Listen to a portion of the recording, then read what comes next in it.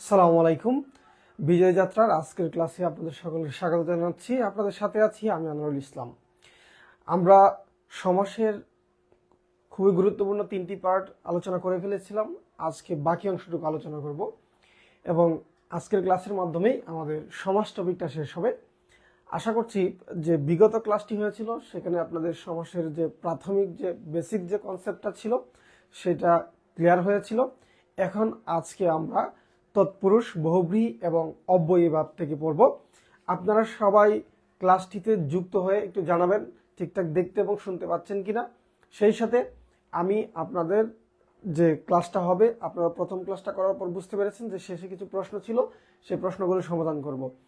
আর যেহেতু সমাজ খুবই গুরুত্বপূর্ণ টপিক, শুরু থেকে শেষ পর্যন্ত অবশ্যই থাকবেন এবং প্রশ্নগুলো সমাধান করে যাবেন। আর সবাই একটু কমেন্টে জানাবেন জি। ওয়ালাইকুম আসসালাম। আশা করছি সবাই ভালোই আছেন। শুভ সকাল আবারও। আর আরেকটা বিষয় সেটা হচ্ছে, যখন কোনো পড়া শেষ হবে, যে কোনো বিষয় যখন আমি শেষ করব, তখন আপনারা অবশ্যই সেটা বুঝেছেন কিনা সেটা জানাবেন। যদি আপনার বোঝা হয়ে যায় তাহলে ডান লিখবেন, আর যদি কোনো সমস্যা থাকে তাহলে অবশ্যই প্রশ্ন করবেন। আর গত ক্লাসে যেটা হয়েছিল, সেটা যেহেতু আমাদের পাবলিকলি ক্লাসটা ছিল, সেজন্য আমাদের যে আলোচনার টপিক ছিল তার বাহিরেও কিছু কমেন্ট ছিল, প্রশ্ন ছিল, সেজন্য আলোচনা একটু দীর্ঘ হয়েছিল। তো আজকে আমরা শুধুমাত্র তৎপুরুষ, অভিভাব এবং বহুব্রীহি আলোচনা করব এবং আমাদের যদি কোনো প্রশ্ন থাকে তাহলে আমরা এর মধ্য থেকেই করবো, অর্থাৎ আমরা পড়ার মধ্যেই থাকবো। না হলে সময়টা দীর্ঘ হয়ে যায়, আমরা এক জায়গা থেকে আরেক জায়গায় চলে যেতে হয়, মনোযোগও তখন অনেক সমস্যা হয়। যাই হোক, আমি শুরু করে দিচ্ছি। আপনারা দ্রুত যুক্ত হয়ে যাবেন। পরবর্তীতে যারা রেকর্ড দেখবেন তাদেরকেও স্বাগত জানিয়ে রাখছি। তাহলে চলুন শুরু করে দেই নাকি? আর দেরি না করি, শুরু করে দেই।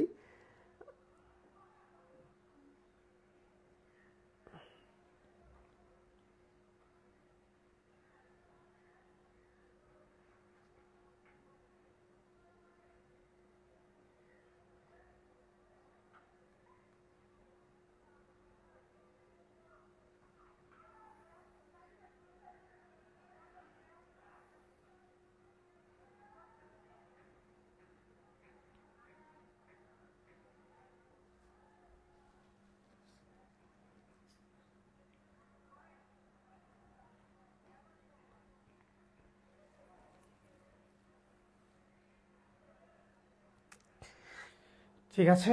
আর আগের ক্লাসটি সম্পূর্ণ প্র্যাকটিস করেছেন কিনা, আমি একটা হ্যান্ড নোট দিয়েছিলাম, সেটা পেয়েছেন কিনা আপনারা? আমার ক্লাসের উপর আমি একটা হ্যান্ড নোট দিয়েছিলাম, সেটা আপনারা পেয়েছেন কিনা। সেটা যদি পেয়ে থাকেন তাহলে আপনাদের নোট করাটা সহজ হয়ে যাবে। আমি ঠিক ক্লাসে যেভাবে পড়িয়েছি সেভাবে আমি একটা নোট করে দিয়েছি। ওকে, চলুন আমরা শুরু করে দিই।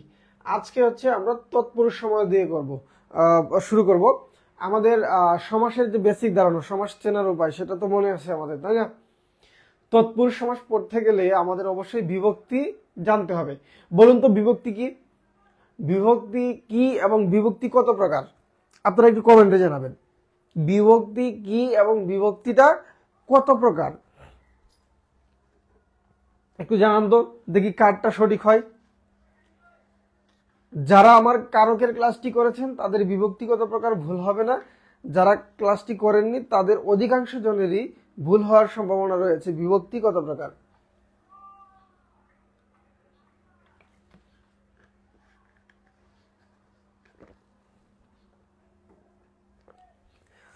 একটু কমেন্টে জানিয়ে দিবেন বিভক্তিগত প্রকার। একটু দ্রুত রেসপন্স করবেন, তাহলে আমাদের জন্য সুবিধা হবে। যেগুলো যখন প্রশ্ন করব আপনারা একটু দ্রুত রেসপন্স করে দিলে আমাদের জন্য খুবই ভালো হয়, খুব দ্রুত আগানো যায়।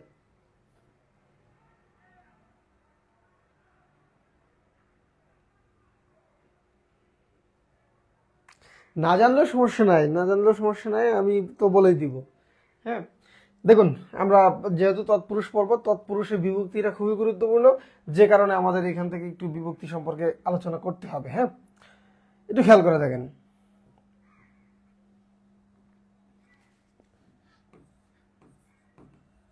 বিভক্তি জিনিসটা কি বলেন তো? বিভক্তি হচ্ছে কোন শব্দের সাথে আরেকটি শব্দের সম্পর্ক তৈরি করার জন্য, অন্যয় সাধনের জন্য আমরা যে অংশটুকু শব্দের শেষে যুক্ত করি সেটার নামে হচ্ছে বিভক্তি। আবার মনে রাখবেন, একটা মূল শব্দের সাথে আরেকটা মূল শব্দের সম্পর্ক তৈরি করার জন্য, সম্পর্ক তৈরি মানে কি, এটাকে ব্যাকরণের ভাষায় বলে অন্যয় সাধন করা। কি সাধন করা? অন্যয় সাধন করা। অন্যয় মানে কি? সম্পর্ক। আপনি যখন একটা মূল শব্দকে আরেকটা মূল শব্দের সাথে কি করবেন? সম্পর্ক স্থাপন করবেন, তখন আপনার সেখানে বিভক্তি যুক্ত করতে হবে। এই বিভক্তি যুক্ত যদি আপনি না করেন তাহলে কিন্তু শব্দগুলো শব্দই থাকবে, সেগুলো আর পদ হবে না। অর্থাৎ আপনি যখন শব্দগুলোর সাথে কি করেন? পদ বানাতে চান, তখন বিভক্তি যুক্ত করে দিতে হয়। যেমন ধরেন, আমি যদি বলি আমাকে একটি কলম দাও, এই যে আমি বাক্যটি বলেছি, এখানে শব্দ কতটি? একটি, দুইটি, তিনটি, চারটি। এখন আমি যে চারটি শব্দ ব্যবহার করেছি, চারটি শব্দের মধ্যে মূল শব্দগুলো কি কি? এটাও মূল শব্দ, এটাও মূল শব্দ, এটাও মূল শব্দ। এইখানে আমি কি করেছি? আমাকে বলেছি। এই যে আমাকে, এইটার মূল হচ্ছে আমা। আমা মানে কি? আমা মানে হচ্ছে আমি। এখন দেখুন তো, আমি যদি কেটা বাদ দিয়ে বলি শুধু আমা একটি কলম দাও, আমা একটি কলম দাও বললে কিন্তু এখানে কি হচ্ছে না, এই আমাকে শব্দটা এইগুলো অন্য শব্দগুলোর সাথে মিলছে না, বা বাক্যটা আমার অপরিপূর্ণ লাগছে, ভালো শোনা যাচ্ছে না। এই আমা শব্দটাকে আমি এই যে একটি কলম দাও এর সাথে সম্পর্ক করার জন্য কি যুক্ত করেছি? কে যুক্ত করেছি। এই কেটাই হচ্ছে কি? দ্বিতীয় বিভক্তি। তাহলে বিভক্তিটা কেন প্রয়োজন আশা করি বুঝতে পেরেছেন। এখন আসেন, বিভক্তি কত প্রকার এবং বিভক্তিগুলো চিনব কিভাবে? বিভক্তি আমরা সাধারণত জানি কি 7 প্রকার, কিন্তু না, বিভক্তি কত প্রকার? বিভক্তি হচ্ছে 2 প্রকার। 2 প্রকার। আমরা 7 প্রকার জানি বিভক্তি, তাই না? কিন্তু না, বিভক্তি হচ্ছে 2 প্রকার। পরীক্ষায় প্রশ্ন আসলে আমরা অধিকাংশ জন 7 উত্তর করতে পারি, কিন্তু 7 উত্তর করা যাবে না। 7 উত্তর করা যাবে না, আমাদের অবশ্যই কি করতে হবে? এখানে 2 প্রকার উত্তর করতে হবে। 2 প্রকার কি কি? একটার নাম হচ্ছে ক্রিয়া বিভক্তি, ক্রিয়া বিভক্তি। আরেকটার নাম কি বলুন তো? নাম বিভক্তি। এখন এই যে ক্রিয়া বিভক্তি, এটা হচ্ছে কি? ক্রিয়া, ক্রিয়া প্লাস বিভক্তি, এইটা হচ্ছে ক্রিয়া বিভক্তি। যেমন যেমন কর যোগ বেন, করবেন, আমরা তাই তো বলবো করবেন, তাই না? এই যে বেন, এটা হচ্ছে কি? ক্রিয়া বিভক্তি।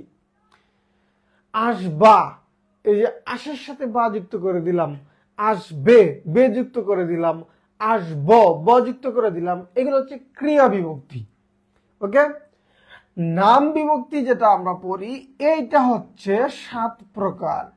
নাম বিভক্তিটা কি? 7 প্রকার। নাম বিভক্তি বলতে কি বোঝায়? ক্রিয়া ছাড়া সর্বনাম এবং বিশেষ্য পদের সাথে যা যুক্ত হয় তাই হচ্ছে কি? নাম বিভক্তি। এই নাম বিভক্তি, আপনারা কি আছেন না ঘুমাচ্ছেন? একটু কমেন্টে জানাবেন, আছেন নাকি ঘুমাচ্ছেন। রেসপন্স করবেন, হ্যাঁ রেসপন্স করবেন। পাশাপাশি আমি যেভাবে দিচ্ছি এভাবে একটু নোট করে ফেলবেন, তাহলে দেখবেন যে পড়াটা সহজ হয়ে যাবে, কঠিন কিছু না। নাম বিভক্তি হচ্ছে 7 প্রকার। এই 7 প্রকার নাম বিভক্তির মধ্যে আমরা যদি দেখি তাহলে কি কি রয়েছে? প্রথমা, দ্বিতীয়া, তৃতীয়া, এটা ছোট করে দেই, পরে একসাথে আবার দেখাবো। হ্যাঁ,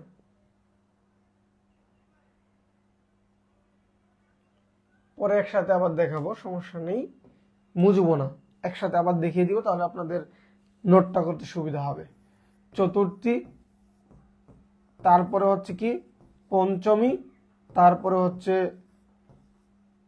ষষ্ঠী, তারপরে হচ্ছে কি সপ্তমী, তাই তো? এই 7টা বিভক্তি মনে রাখবেন।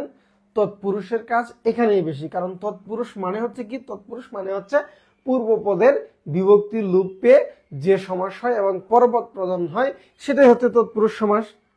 এই জন্য আমাদের এই বিভক্তিগুলো জানতে হবে। চলুন দেখি, প্রথমা বিভক্তি মানে হচ্ছে কি শূন্য বিভক্তি, যেখানে কোনো বিভক্তি থাকে না, এটা হচ্ছে কি শূন্য বিভক্তি। তো এটা আমাদের দরকার নাই, তৎপুরুষ এটা আমাদের লাগবে না, তবে মনে রাখবো প্রথমা হচ্ছে কি শূন্য বিভক্তি। আর বাকি যে বিভক্তিগুলো রয়েছে এগুলার মানে মূল যে বিষয়গুলো সেগুলো কি কি, মূলগুলো একদম সব দরকার নাই। যেমন এ বিভক্তি কিন্তু দ্বিতীয়তেও আছে, আপনার সপ্তমীতেও আছে, কিন্তু এ বিভক্তি দ্বিতীয়তে আমরা ব্যবহারে আমাদের তেমন আসে না এবং পরীক্ষায়ও আসে না, ঠিক আছে? সেই জন্য আমরা শুধু মূল যে বিষয়গুলো আসে সেগুলোই আমরা একটু দেখি। দ্বিতীয় বিভক্তি হচ্ছে কে রে, দ্বিতীয়, ঠিক আছে? পাশে বেপিয়া, যেহেতু সমাস পর্ব আমরা, এই বেপিয়া বুঝাইতেও দ্বিতীয় বিভক্তি হয়, মানে দ্বিতীয় বিভক্তি বলে আর কি, বেপিয়া, ব্যপ্ত, ব্যক্তি, এরকম যদি বুঝায় তাহলে কিন্তু সেটা দ্বিতীয় বিভক্তি আমরা ধরে নিব। তারপরে দেখুন তৃতীয় বিভক্তি। তৃতীয় বিভক্তিটা কি, দ্বারা, দিয়া, কর্তৃক, তাই না? এটা খেয়াল রাখবেন। চতুর্থ বিভক্তি কি, চতুর্থ বিভক্তি কিন্তু কে রে, তারপর হচ্ছে কি জন্য, নিমিত্ত। জন্য আর নিমিত্ত একই অর্থ দেয়। এখন কে এবং রে, কে এবং রে এই দুইটা কিন্তু একই ধরনের। যেমন আমারে কলম দাও, এটা বলতে পারবো রে, আমাকে কলম দাও কে দিয়ে বলতে পারবো। আচ্ছা, এখন আমি বলি, আপনার কাছে খেয়াল করেন যে চতুর্থীতেও কি আছে, কে রে, দ্বিতীয়তেও আছে কি, কে রে। তাহলে আমরা কিভাবে বুঝবো কোনটা দ্বিতীয় তৎপুরুষ, কোনটা চতুর্থ তৎপুরুষ? এটা বোঝার উপায় কি? এইটা বোঝার উপায় হচ্ছে এই যে কে রে, এটা হচ্ছে ক্রিয়াবাচক শব্দ হবে, ক্রিয়াবাচক শব্দ হবে, হ্যাঁ। পরে মানে এইটার পরবর্তী যে পদটা থাকবে সেটা ক্রিয়া হবে, আর এইটা থাকবে হচ্ছে কি সম্মান, সম্মান। যেমন গুরুকে ভক্তি, গুরুকে ভক্তি করেন আপনি সম্প্রদান করে, তাই না? তাহলে এখানে যে গুরুকে ভক্তি, এই গুরুকে এইটা হচ্ছে চতুর্থী তৎপুরুষ। আবার ধরেন ক্রিয়া কেন বললাম, যেমন আম পারা, আমকে পারা, এই যে আমকে, এখানে কে বিভক্তিটা আছে এবং পারা শব্দটা হচ্ছে ক্রিয়াবাচক শব্দ, যে কারণে আমার এইটা হয়ে যাবে দ্বিতীয় তৎপুরুষ, ঠিক আছে? আচ্ছা, পঞ্চমী যেটা, সেটা হচ্ছে কি হবে, হতে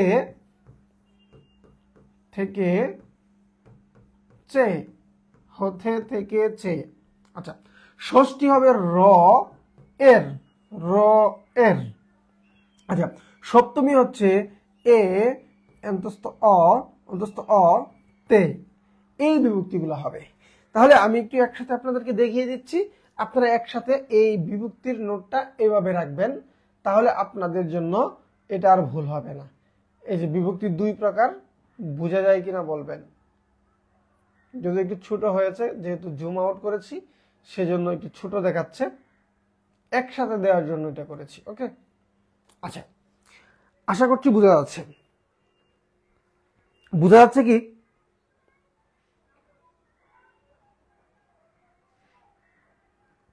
আচ্ছা, ও আপনাদের কমেন্ট দেখতে পাচ্ছিলাম না, কারণ হচ্ছে কি কি একটা যেন হয়েছিল, অনেক কমেন্ট করেছেন তো আপনারা, কিন্তু কমেন্ট দেখতে পাচ্ছিলাম না।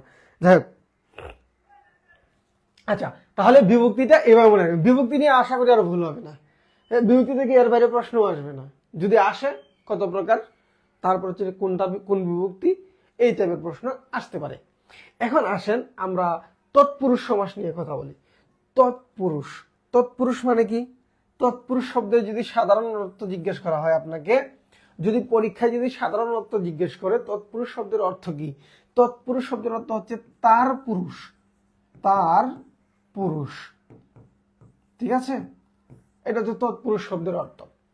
তবে এটা সাধারণত অর্থ এইভাবে আসে না। এই তৎপুরুষ মানে হচ্ছে একটা সমাস বিশেষ, একটা সমাসের একটা প্রকারভেদ। ওকে, কিন্তু নর্মালি অর্থ হচ্ছে কি তার পুরুষ। যাই হোক, এটা আমাদের তার পুরুষ দরকার নাই, আমরা দেখি পরে কি আমাদের দরকার সেটা দেখি। এই তৎপুরুষ সমাসটা চেনার উপায়টা কি? তৎপুরুষ সমাস চেনার উপায় কি মনে আছে আপনাদের?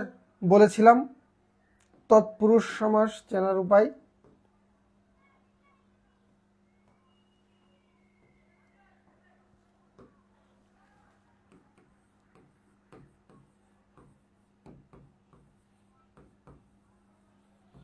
তৎপুরুষ সমাসের ব্যাসবাক্য কি হবে, ব্যাসবাক্য কেমন হবে, আর হচ্ছে সমস্ত পদ কেমন হবে, এটা আপনাদের মনে আছে কিনা?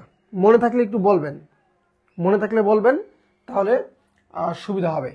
দেখেন, এইটার আগে বলি ব্যাসবাক্যটা কেমন হবে। ব্যাসবাক্য, এই তৎপুরুষের ব্যাসবাক্যে কি হবে? বিভক্তি থাকবে। বিভক্তি থাকবে কোথায় থাকবে? পূর্বপদে। পূর্বপদে বিভক্তি থাকবে। এটা হচ্ছে কি তৎপুরুষের ব্যাসবাক্য কিরকম হবে। যেমন ধরেন, আমি একটু আগে বলেছিলাম কি যে আমকে পারা, আমকে পারা, এই যে আমি একটা ব্যাসবাক্য করেছি, এখানে এই কেটা হচ্ছে বিভক্তি এবং এটা হচ্ছে দ্বিতীয় বিভক্তি, খেয়াল রাখবেন।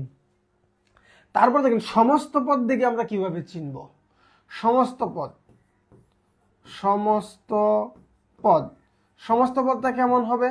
সমস্ত পদে কি হবে? পূর্ব পদে ওই যে বিভক্তিটা ছিল, এই পূর্ব পদের বিভক্তি, বিভক্তি কি হবে? লোপ পাবে। পূর্ব পদের বিভক্তি লোপ পাবে।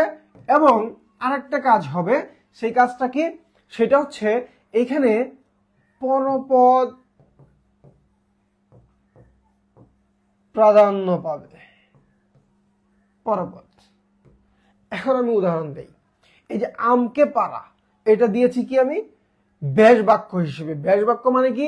একটা শব্দকে বিশ্লেষণ করে ব্যাখ্যা করে যেটা হয়। ব্যাস বাক্যের অপর নাম কি? বিগ্রহ বাক্য। খেয়াল আছে না আমাদের? অবশ্যই খেয়াল থাকার কথা।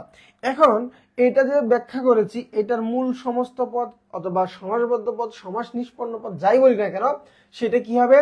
আম পারা। এখন আপনি খেয়াল করে দেখেন তো, এখানে আম পারা, সমাসবদ্ধ পদ সবসময় একসাথে লিখতে হয়। যদি একসাথে না লেখা যায় তাহলে একটা হাইফেন ব্যবহার করতে হয়। এই জন্য দেখবেন আপনার পরীক্ষায় অধিকাংশ সময় পরীক্ষায় প্রশ্ন আসে যে হাইফেন ব্যবহৃত হয় নিচের কোনটিতে? সমাসবদ্ধ পদে হাইফেন ব্যবহৃত হয়। এখন দেখেন আম পারা, এই যে আম পারা, এইটাকে আপনি খেয়াল করে দেখেন যে আমি বলেছিলাম আমকে পারা, এখানে আছে আম পারা, বাদ গেল কোনটা? পূর্ব পদে কি ছিল? কে বিভক্তি ছিল, অর্থাৎ দ্বিতীয় বিভক্তি ছিল পূর্বপদে। এই বিভক্তিটা লুপ পেয়ে গেল পূর্বপদ থেকে। এখন দেখেন আম পারা বলতে আমকে বোঝাচ্ছে নাকি আম পারাটাকে বোঝাচ্ছে? এখানে ক্রিয়াটা প্রাধান্য পাচ্ছে, তাই না? যেহেতু এখানে ক্রিয়াটা প্রাধান্য পাচ্ছে, এইটা হচ্ছে পরপদ প্রধান, মানে পরের পদটা হচ্ছে কি? পারা। তাহলে এই পরের পদটা প্রাধান্য পাচ্ছে। সুতরাং এখানে আমি যদি বলি যে এইটা হচ্ছে একেবারেই দ্বিতীয় তৎপুরুষের একটা উৎকৃষ্ট উদাহরণ। বলেন বেসিকটা ক্লিয়ার কিনা? তৎপুরুষ সমাসের বেসিক দুইটা জিনিস ক্লিয়ার কিনা? ব্যাস বাক্য এবং সমস্ত পদের আমরা কিভাবে চিনব কোনটা কোন সমাস, এটা বিভক্তি দিয়ে। তারপর ব্যতিক্রম যে প্রকারগুলো আছে সেগুলো তো আমরা আলাদা করে পড়বই। এখন দেখেন আমি প্রকারে চলে যাব। প্রকারে এটা হচ্ছে সাধারণ তৎপুরুষের বেসিক বললাম। এখন আমি দ্বিতীয় তৎপুরুষ থেকে শুরু করে সপ্তমী তৎপুরুষ পর্যন্ত যাব। তারপরে আমরা উপপদ তৎপুরুষ পড়ব, নয় তৎপুরুষ পড়ব এবং অলুক তৎপুরুষ পড়ব। তারপরে আমরা বহুব্রীহিতে চলে যাব। দেখেন ক্লিয়ার কিনা বলেন? এই ব্যাপারটা ক্লিয়ার কিনা? বেসিকটা ক্লিয়ার কিনা? বেসিকটা যদি ক্লিয়ার হন, এটা তো আগেও বলেছিলাম ক্লাসে, প্রথম ক্লাসে, আবারও বলে দিয়েছি। এটা যদি ক্লিয়ার হন তাহলে আমি পরের অংশে চলে যাই। পরের অংশে আমি যাব হচ্ছে দ্বিতীয় তৎপুরুষ। দেখেন কোনো প্রশ্ন তৈরি হলে, মনের মধ্যে কোনো প্রশ্ন তৈরি হলে অবশ্যই সাথে সাথে প্রশ্ন করে দিবেন। দেখুন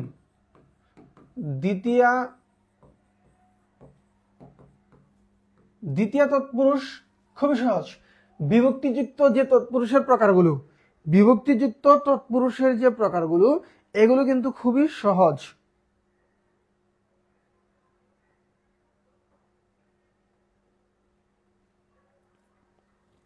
বিভক্তিটা শুধু বাদ দিয়ে দিবেন, বিভক্তিটা চলে আসবে বাদ হয়ে যাবে, চলে আসবে বাদ হয়ে যাবে, তাহলে আপনি খুব সহজে উত্তর করতে পারেন তৎপুরুষ সমাসটা, দ্বিতীয় তৎপুরুষটা। এখন দেখেন আমি বলি দ্বিতীয় তৎপুরুষ চেনার উপায় কি। এখানে কি হবে, পূর্বপদে দ্বিতীয় বিভক্তি লোপ পাবে। আরেকটা বলেছিলাম, যেহেতু দ্বিতীয় তৎপুরুষ, দ্বিতীয় বিভক্তিগুলো কি কি ছিল, দ্বিতীয় বিভক্তি ছিল কে রে, তাই না? তাহলে এখানে কি থাকবে, পরপদ ক্রিয়াবাচক, পরপদটা কি হবে, ক্রিয়াবাচক হবে। আর এটা কি, ওই দ্বিতীয় বিভক্তিটা কি, কে রে, এবং এর সাথে আমি বলেছিলাম বেপিয়া, ব্যপ্ত অথবা ব্যক্তি, এই জিনিসটাও যোগ করবেন। এই হচ্ছে দ্বিতীয় তৎপুরুষের বিষয়টা। এখন দ্বিতীয় তৎপুরুষের উদাহরণ কি, যেমন ধরেন আমরা বলি না যে ছোট বাচ্চাদের কি আমরা কি করি, কোনো কিছু দিয়ে মিথ্যা কথা বলে তাদেরকে কিছু একটা করায়, আমাদের এলাকায় বলে বাইল দেওয়া, তাই না? শুদ্ধ ভাষায় এটাকে বলে হচ্ছে ছেলে বোলানো। আপনি কিছু একটা বলে তাকে কিছু একটা বললেন আর কি। এখন দেখেন আমি যদি বলি ছেলে বোলানো, এটা কি হবে, ছেলেকে বোলানো। হ্যাঁ, এখন আপনি কি করবেন, এটা কেটা তুলে দিয়ে একসাথে লিখবেন ছেলে বোলানো। তাহলে এই যে কেটা, এটা হচ্ছে দ্বিতীয়, আর এই বোলানোটা হচ্ছে ক্রিয়াবাচক শব্দ, তাই না? ক্রিয়াবাচক শব্দ, যেহেতু এটা ক্রিয়াবাচক শব্দ, সুতরাং এইটা হয়ে যাবে কি, এটা হয়ে যাবে আপনার কি বলে এটাকে, দ্বিতীয় তৎপুরুষ সমাস। এরকম ধরেন আমি যদি বলি ছেলেকে ধরা,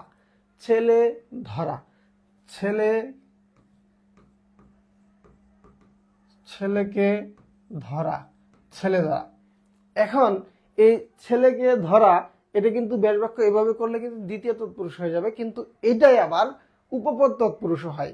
তো উপপদ তৎপুরুষ যখন হয়, আমি এটা তাহলে উপপদ তৎপুরুষের জন্য রেখে দিলাম, এখানে আর দিলাম না, তাহলে আপনারা আবার দুটো গুলিয়ে ফেলবেন। এটা ছেলে ধরে, যে ছেলে ধরা কৃদন্ত পদ আছে, সুতরাং এটা উপপদ তৎপুরুষ সমাস, এরকম হবে। আবার যদি আপনি ছেলেকে ধরা এভাবে যদি ব্যাস বাক্য করেন, তাহলে কিন্তু কিছু কিছু শব্দ আছে যে শব্দগুলোর ব্যাস বাক্য দুই রকম হয় এবং সমাসও দুই রকম হয়। যেমন ধরেন আমি যদি আপনাকে বলি নীল যে অম্বর, নীলাম্বর, এটা হচ্ছে কর্মধারয় সমাস। কিন্তু আমি এই ব্যাস বাক্যটা যদি বলি নীল অম্বর যার, তখন বহুব্রীহি সমাস হয়ে যায়। কেন? কারণ তখন এই নীলাম্বর বলতে অন্য একজনকে বোঝায়। কাকে বোঝায়? কৃষ্ণকে বোঝায়। ঠিক আছে, আচ্ছা, যাই হোক, তাহলে দ্বিতীয় তৎপুরুষের যে কে রে বিভক্তি দিয়ে, যেটা আমি মনে করি যে এটা বুঝতে পেরেছেন। উদাহরণ বেশি প্র্যাকটিস করবেন আপনার পরে। এখন আমি একটা দুটো করে উদাহরণ দিয়ে জাস্ট বেসিকটা বুঝিয়ে দিচ্ছি যে এই চেনার উপায়টা কি। এখন দেখেন বেপিয়া বা ব্যক্তি অর্থে কেমন হয়। যেমন একটা উদাহরণ সবচেয়ে বেশি আসে পরীক্ষায়, সেটা কি, সেটা হচ্ছে আপনারাও পেয়েছেন, চিরকাল বেপিয়া সুখী। এটাকে আমরা কি বলবো? চির সুখী, তাই না? চির সুখী। মাঝখান থেকে লুপ পাইলো কি, বেপিয়া, থাকলো কি চির, আর হচ্ছে সুখী। এবং চির সুখী বলতে একজন সুখী মানুষকে বোঝাচ্ছে, সুতরাং পরপদটাই প্রাধান্য পাচ্ছে, এবং এইটাই হচ্ছে দ্বিতীয় তৎপুরুষ সমাস। তাহলে দ্বিতীয় থেকে আপনাদের কোনো প্রশ্ন থাকলে করতে পারেন। দ্বিতীয় তৎপুরুষ থেকে যদি কোনো প্রশ্ন থাকে, সেই প্রশ্নটা আপনারা করে ফেলতে পারেন। আমরা সেই প্রশ্নটা দেখে তারপর হচ্ছে সামনে তৃতীয় তৎপুরুষে চলে যাব। যদি কোনো প্রশ্ন না থাকে তাহলে আমি এমনিতেই চলে যাব। ক্লিয়ার কিনা? 2 থেকে 3টা করে উদাহরণ দিব, আর বেসিকটা বোঝানোর জন্য 2 থেকে 3টা উদাহরণই যথেষ্ট।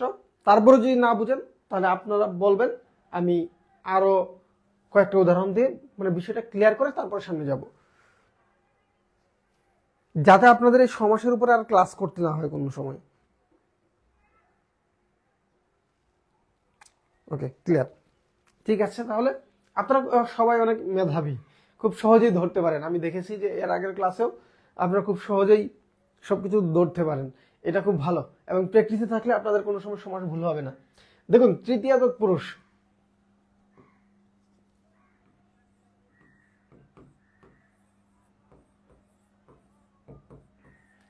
তৃতীয় তৎপুরুষটা কি হবে? তৃতীয় তৎপুরুষে তৃতীয় লোপ, সবকিছু লিখতেছি না, হ্যাঁ সবকিছু লিখতেছি না, সংক্ষেপে লিখতেছি, কারণ এখন তো বুঝে গেছেন কি কি বলবো আর কি কি লিখবো, তাই না? এই জন্য সংক্ষেপে লিখলাম। তৃতীয় লোপ, তৃতীয় কোথায় লোপ পাবে? পূর্ব পদে, তাই না? পূর্ব পদে তৃতীয় বিভক্তি লোপ পাবে, এই জন্য সবটা লিখলাম না। পূর্ব পদে তৃতীয় বিভক্তি লোপ পাবে। তৃতীয় বিভক্তি গুলা কি কি ছিল একটু লিখুন তো। তৃতীয় বিভক্তি কি কি ছিল? দ্বারা, দিয়া, কর্তৃক, দ্বারা, দিয়া, কর্তৃক, তাই না? এটা ছিল হচ্ছে তৃতীয় বিভক্তি। এখানে বিভক্তিগুলো আমরা সময় কম দিব, বিভক্তিগুলোতে সময় কম দিব, কারণ হচ্ছে সহজ, এই জন্য। অন্যগুলোতে সময় একটু বেশি দিব। যেমন ধরেন আমি একটা শব্দ দিলাম, একটা ব্যাস বাক্য দিলাম, মন দিয়ে গড়া, মন দিয়ে গড়া, এটা কি হয়ে যাবে? মন গড়া। এই যে মন গড়া লিখলাম, এই মন গড়ার মধ্যে দিয়া যে শব্দটা ছিল বিভক্তি হিসেবে, এটা কিন্তু নাই। তাহলে পূর্ব পদে, এটা হচ্ছে পূর্বপদ, তাই না? এটা হচ্ছে পরপদ। এখানে পূর্ব পদে যে বিভক্তিটা ছিল, এখানে এসে পূর্ব পদে বিভক্তিটা নাই। এবং এখানে দেখেন গড়া, মন গড়া, এখানে মনটা প্রাধান্য পাচ্ছে নাকি গড়াটা প্রাধান্য পাচ্ছে? গড়াটা প্রাধান্য পাচ্ছে, অর্থাৎ এখানে পরপদটা প্রধান হচ্ছে। তাহলে এখানে বিভক্তি লোপ পাইলো, আবার এখানে কি হচ্ছে? এটার অর্থ প্রাধান্য পাইলো। সুতরাং এটা হচ্ছে তৃতীয় তৎপুরুষ সমাস। ওকে, ক্লিয়ার? এটা হচ্ছে তৃতীয় তৎপুরুষ সমাস। আমরা চতুর্থ তৎপুরুষে যাই। চতুর্থ তৎপুরুষ আর দ্বিতীয় তৎপুরুষের মধ্যে পার্থক্যটা আমি কিছুটা ওখানে বলে দিয়েছিলাম, এখানে আরেকবার বলে দিব। দেখুন, চতুর্থী তৎপুরুষ সমাসের ব্যাপারটা কি? এখানে কি হবে? কে, রে, জন্য, নিমিত্ত। এখানে আপনার কে রে দিয়ে যদি উদাহরণ আসে, তাহলে কে রে এটা হচ্ছে কি বুঝাবে? সম্মান বুঝাবে, সম্মান, সম্মান বুঝাবে, এটুকুই। যদি কে রে, যেমন ধরেন আমি যদি বলি গুরুকে ভক্তি, কি হবে? গুরু ভক্তি। আচ্ছা, গুরুকে দক্ষিণা, গুরু দক্ষিণা, দক্ষিণা মানে কি বলেন তো? দক্ষিণা মানে হচ্ছে হাদিয়া দেওয়া আর কি, হাদিয়া দেওয়া, উপহার দেওয়া, কাউকে আপনি কিছু গিফট করলেন, এটার নাম হচ্ছে দক্ষিণা। তাহলে গুরু দক্ষিণা মানে কি? গুরুকে দেখে ভক্ত যা দেয়, এটা হচ্ছে গুরু দক্ষিণা। হ্যাঁ, তাহলে এখানে দেখেন গুরুকে, এখানে কে বিভক্তিটা আছে না? কে বিভক্তিটা আছে। গুরু ভক্তি, এখানে গুরুর অর্থ প্রাধান্য পাচ্ছে না, অর্থ প্রাধান্য পাচ্ছে কার? ভক্তি, এটার অর্থ প্রাধান্য পাচ্ছে। এবং এখানে কে বিভক্তিটা ছিল, এইটা যেহেতু সম্মান, সম্মানার্থে, সেজন্য এটা হচ্ছে চতুর্থী। আর যদি শুধুই ক্রিয়া বুঝাইতো, তাহলে আমরা সেটাকে দ্বিতীয় বিভক্তিতে নিয়ে যেতাম। দেখেন, জন্য এবং নিমিত্ত একই অর্থ দেয়, নিমিত্ত কিন্তু আলাদা অর্থ না। যেমন রান্নার জন্য ঘর, রান্নার জন্য ঘর, আবার এইটাকেই বলতে পারেন রান্নার নিমিত্তে ঘর। তাহলে যদি বলেন রান্নার জন্য অথবা নিমিত্তে ঘর, কি হবে? রান্না ঘর। ধরেন আরেকটা উদাহরণ দিই, আপনাদের মধ্যে অনেকে আছেন না এরকম? অনেকে আছেন বিয়ে শাদী করতে চান, তাই না? কিন্তু চাকরি নাই, বিয়ে শাদী করতে পারছেন না, সাহস পাচ্ছেন না, এই জন্য বিয়ে করতেছেন না, তাই না? তাহলে আপনি যদি কি হন? বিয়ের জন্য পাগল, এক কথায় কি হবে? এটা কিন্তু পরীক্ষা আসা প্রশ্ন, হ্যাঁ, বানিয়ে দেয়া না, পরীক্ষা আসা প্রশ্ন। বিয়ের জন্য পাগল, এটা কি হয়ে যাবে? বিয়ে পাগল। তাহলে আপনি দেখেন তো এখানে বিয়েটা প্রাধান্য পাচ্ছে নাকি পাগলটা? পাগলটা প্রাধান্য পাচ্ছে, বিয়েটা প্রাধান্য পাচ্ছে না। আবার বিয়ের সাথে কি ছিল? একটা বিভক্তি ছিল জন্য, এই জন্য বিভক্তিটা এখানে নাই। সুতরাং এটা হচ্ছে চতুর্থী তৎপুরুষ সমাস। বিয়ে পাগলা, বিয়ের জন্য পাগলা, বিয়ে পাগলা, যে বেশি বেশি বিয়ে করতে চায় তাকে বলা হয় কি বিয়ে পাগলা। ক্লিয়ার? চতুর্থী ক্লিয়ার।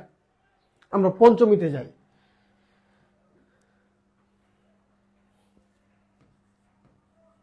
দেখেন পঞ্চমী তৎপুরুষে আমি বলেছিলাম কি কি থাকবে, দ্বারা,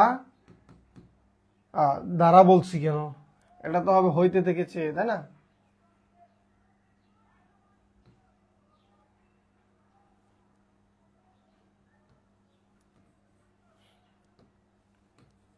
হতে থেকে চে।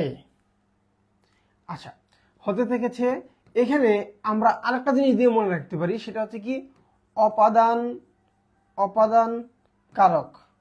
অপাদান কারকের যে চিহ্নগুলো আছে, যেমন বিচ্যুতি, জাত, কোনো জায়গাতে কোনো কিছু পালানো, ভয়, তারপরে হচ্ছে আপনার জন্ম, এরকম বিষয়গুলো থাকে। এইরকম যদি হয় তাহলে অপাদান কারক হয়। অপাদান কারক হলে সেখান থেকে আমরা বলতে পারি যে এটা পঞ্চমী তৎপুরুষ সমাস হবে। কিরকম দেখেন,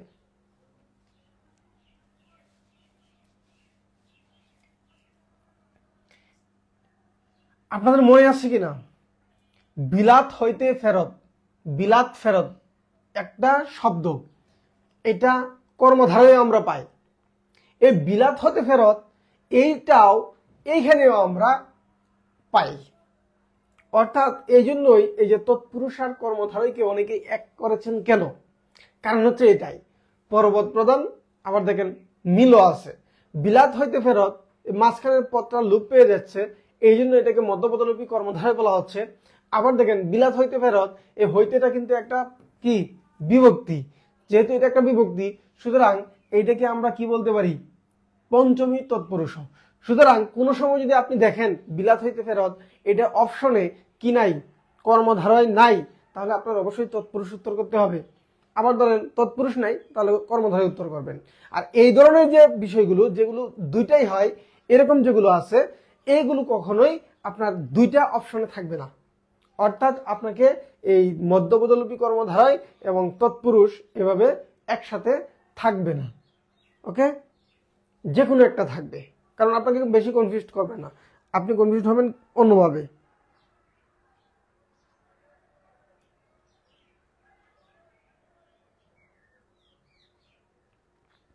এই যে জয় রয়,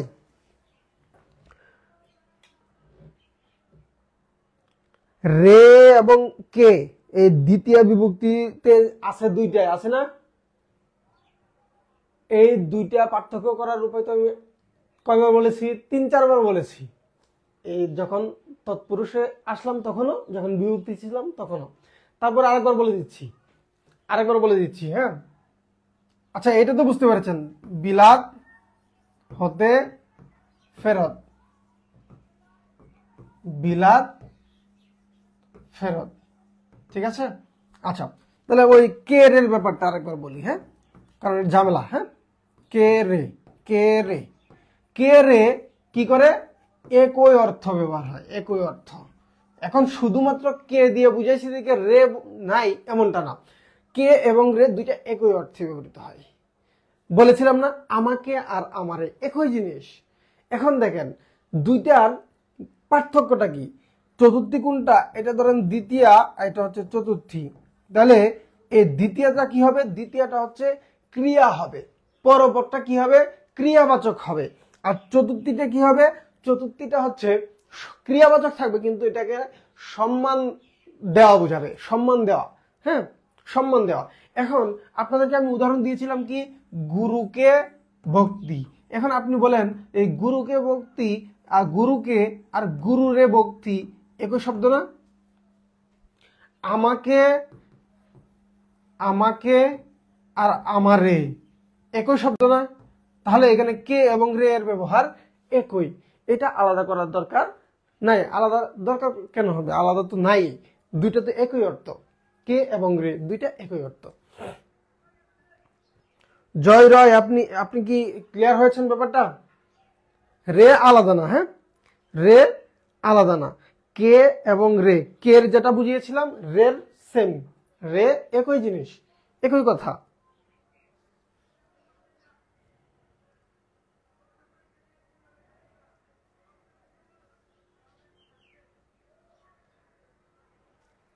আচ্ছা ঠিক আছে, তাহলে আমি ষষ্ঠী তৎপুরুষে যাই।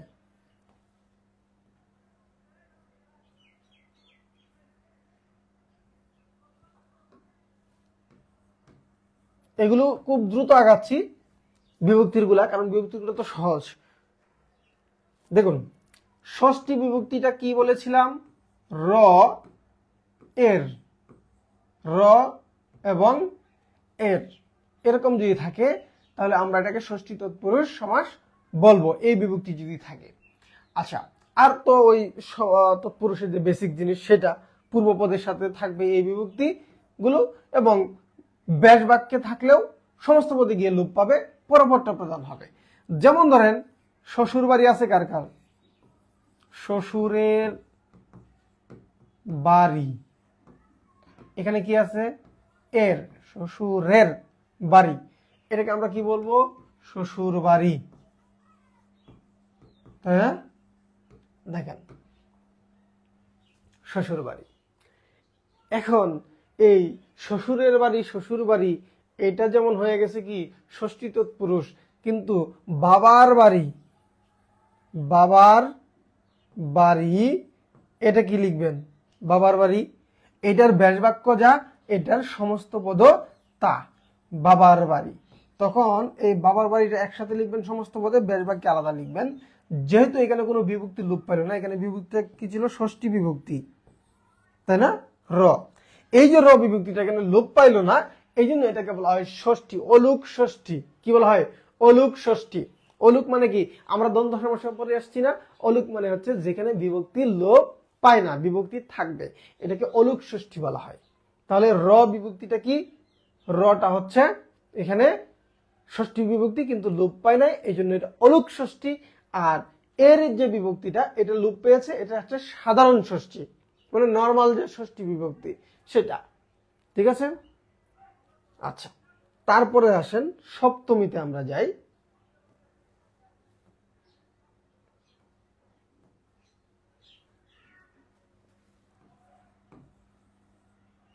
সপ্তমীতে কি বলেছিলাম, বিভক্তিগুলা কি, এ অন্তস্থ অ, তে, এগুলা, তাই না?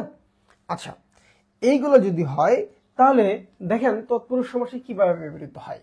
যেমন ধরেন ঘিয়ে ভাজা, ঘিয়ে ভাজা, খেয়াল করে দেখেন তো, ঘিয়ে ভাজা এখানে কি বিভক্তি, এ বিভক্তি। আচ্ছা ঘিয়ে ভাজা আর গীতে ভাজা একই অর্থ দেয় না, এই জন্য তে এ এটিগুলো কিন্তু একই অর্থ দেয়, আলাদা অর্থ না। ঠিক আছে, এই জন্য কিন্তু একই বিভক্তিতে পড়েছে। ঘিতে ভাজা মানে কি, ঘি দিয়ে ভাজা অথবা ঘিয়ে ভাজা। আচ্ছা ঘিয়ে ভাজা, এখন এই যে ঘিয়ে ভাজা এটা হচ্ছে সপ্তমী বিভক্তি, এবং দেখেন ঘিয়ে ভাজা এখানে ঘিয়ের অর্থটা প্রাধান্য পাচ্ছে না, এখানে ভাজার অর্থটা প্রাধান্য পাচ্ছে, অর্থাৎ এখানে যে আমি যে জিনিসটা ভেজেছি সেই জিনিসটা অর্থ প্রাধান্য পাচ্ছে পূর্বপদের, সরি পরপদের। সুতরাং এটা হচ্ছে সপ্তমী তৎপুরুষ সমাস। ঠিক আছে, বিভক্তির গুলা অল্প অল্প করে দিয়েছি, কারণ হচ্ছে বিভক্তির গুলো আমার বেশি সহজ না। শূন্য বিভক্তি হয় না, হ্যাঁ শূন্য বিভক্তি হয় না, শূন্য বিভক্তি হয় না। যেমন ধরেন শূন্য বিভক্তি, তবে প্রত্যেকটা একটা বাক্যের মধ্যে প্রত্যেকটা শব্দের সাথে বিভক্তি আছে, একটা বাক্যের মধ্যে প্রত্যেকটা শব্দের সাথে কি আছে, বিভক্তি আছে। যেমন আমি বিদ্যালয়ে যাই, এখানে প্রত্যেকটা শব্দের সাথে বিভক্তি আছে।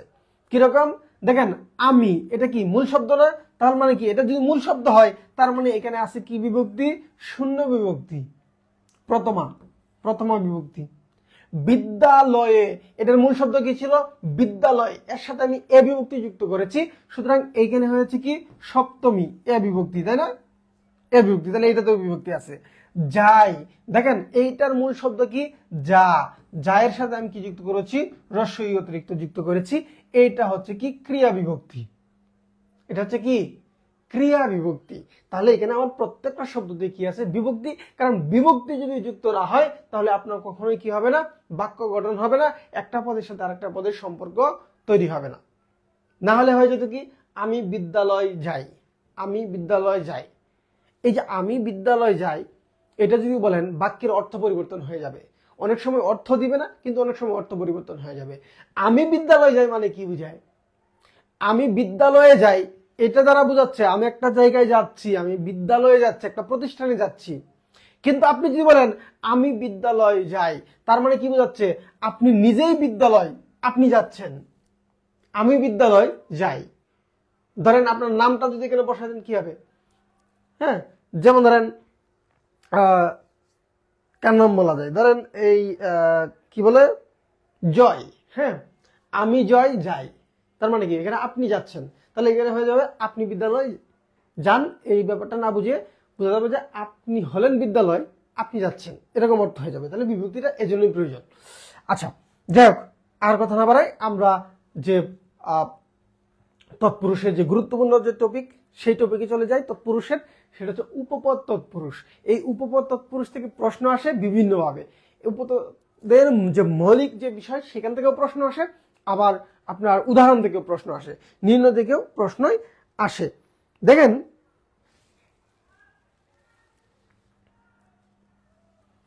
উপপদ জিনিসটা কি, এটাও কিন্তু পরীক্ষায় আসা প্রশ্ন। উপপদ, উপপদ তৎপুরুষ, উপপদ জিনিসটা কি বলেন তো? যে পারেন সেই বলবেন। উপপদ জিনিসটা কি? উপপদ দেখে বলবেন না, নিজেরা এমনিতেই বলেন। উপপদ জিনিসটা কি?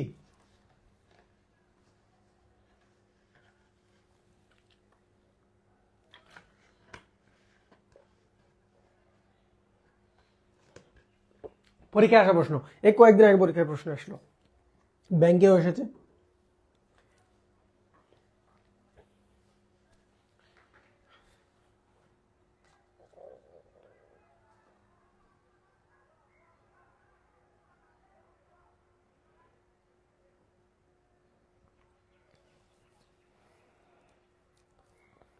আপনাদের এখানে লাইভের কথাগুলো একটু পরে যায়, কয়েক সেকেন্ড পরে যায় মনে হয়, নাকি?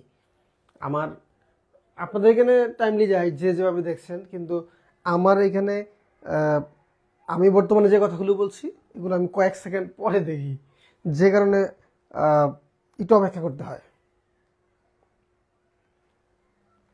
আচ্ছা, আমি বলছি, দেখুন, উপপদ জিনিসটা কি? উপপদ, উপপদ জিনিসটা কি?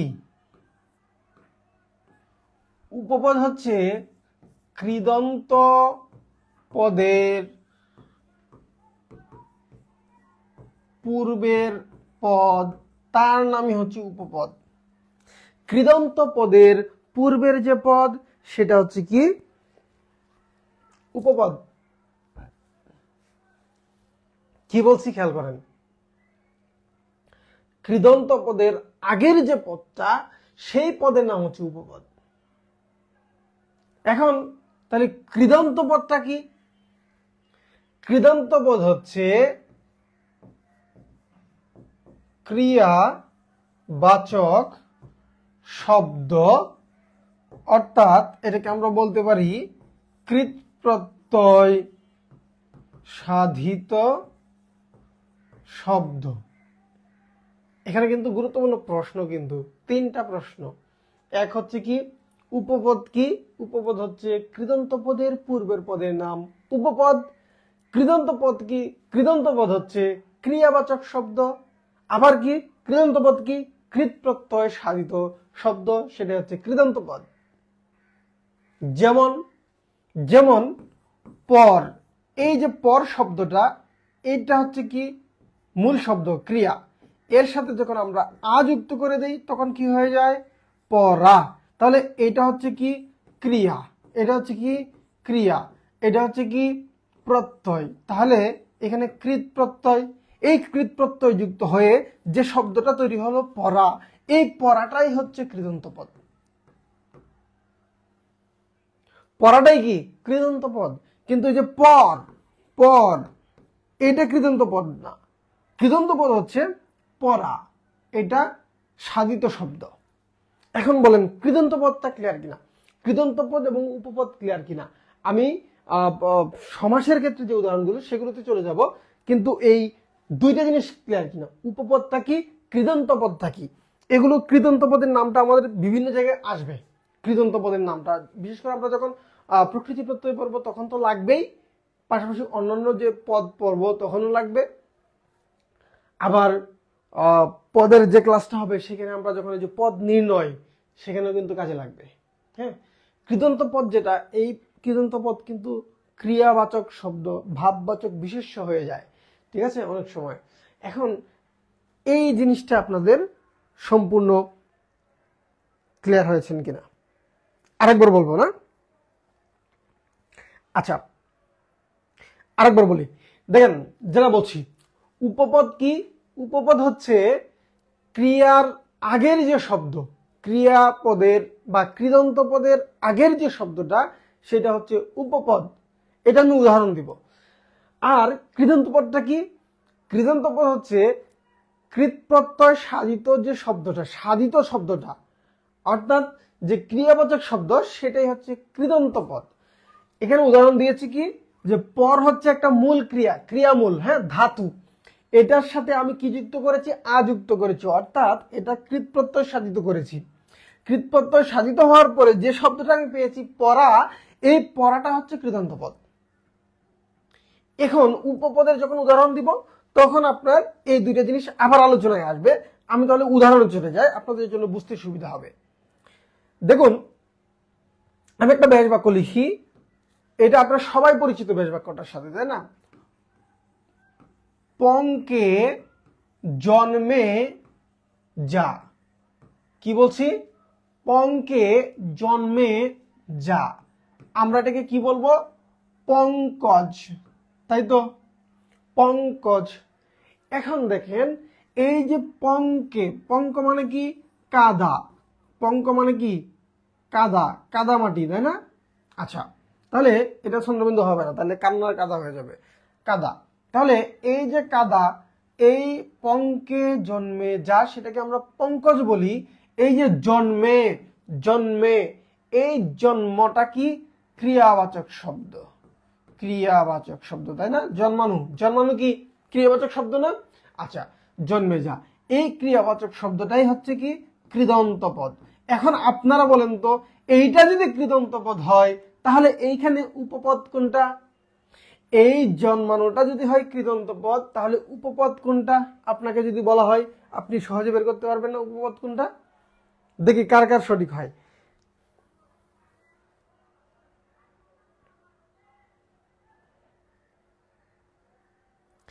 এখানে উপপদ কোনটা আমি যেটা দিয়েছি, এখানে উপপদ কোনটা হবে? পঙ্ক। এই যে চমৎকার, চমৎকার, এই যে ফারজানা চৌধুরী, জয় রায়, আপনারা বলেছেন পঙ্ক। সহজ, এখন এখন ক্লিয়ার হলো না বিষয়টা, মানে আগের চেয়ে?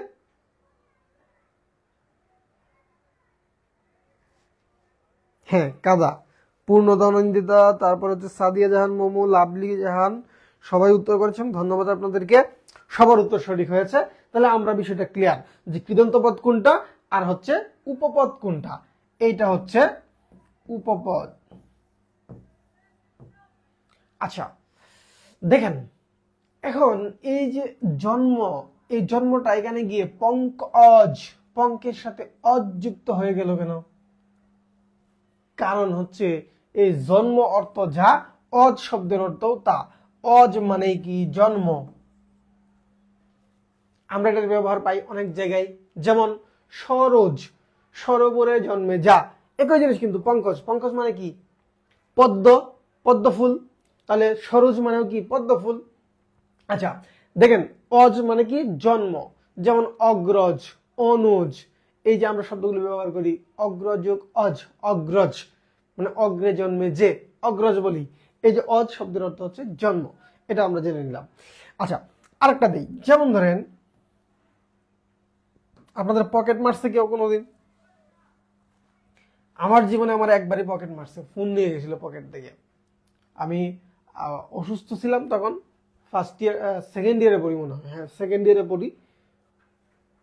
থাকতাম হচ্ছে মহাখালী ফ্লাইওভারের নিচে। ওখানে বাসে যখন উঠি তখন ওই সুযোগ বুঝে একসাথে চাপাচাপি করে উঠতে গিয়ে তখন ওই প্যান্টের পকেট থেকে ফোন নিয়ে গেছে। এই যে পকেট মারে, তাহলে এই যে পকেট মারে যে আমরা কি বলবো তাকে? পকেট মার। ঠিক আছে, পকেট মার। আমি ছেলে ধরাটা ওখানে রেখে দিয়েছিলাম, যে ছেলেকে ধরা ওটা রেখে দিয়েছিলাম না? কেন রেখে দিয়েছিলাম এখন দেখেন। ছেলে ধরে যে, কি বলবো? ছেলে ধরা। আচ্ছা, আবার ধরেন আপনাদের মধ্যে যারা পাড়া বেড়াইতে খুব ভালোবাসেন, আপুদের মধ্যে গ্রামে যারা থাকেন, তারা পাড়া বেড়ান না? বিকেলবেলা হলে এক পাড়া থেকে আরেক পাড়ায় যান, এক বাড়ি থেকে আরেক বাড়িতে যান, ঘুরে বেড়ান। এই যে পাড়া বেড়ায় যে, এটাকে কি বলে? পাড়া বেড়ানি।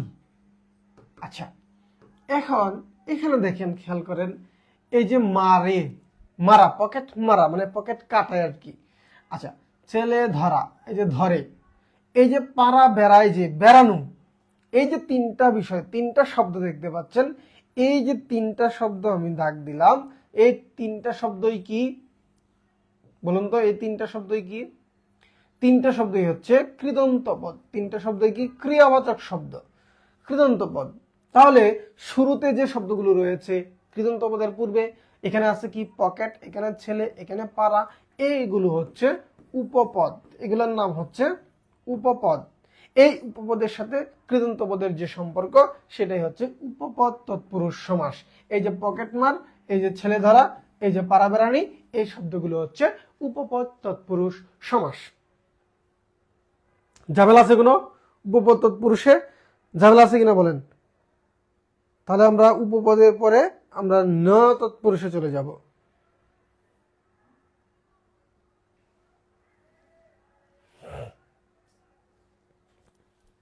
ক্লিয়ার কিনা? উপপদ তৎপুরুষ সমাস।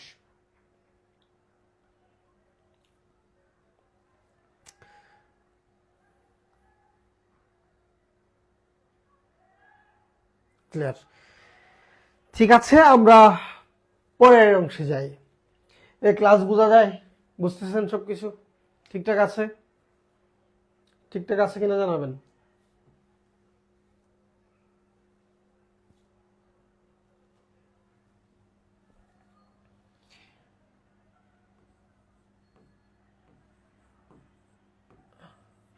আমরা নয় তৎপুরুষ পাবো, নয় বহুব্রীহি পাবো।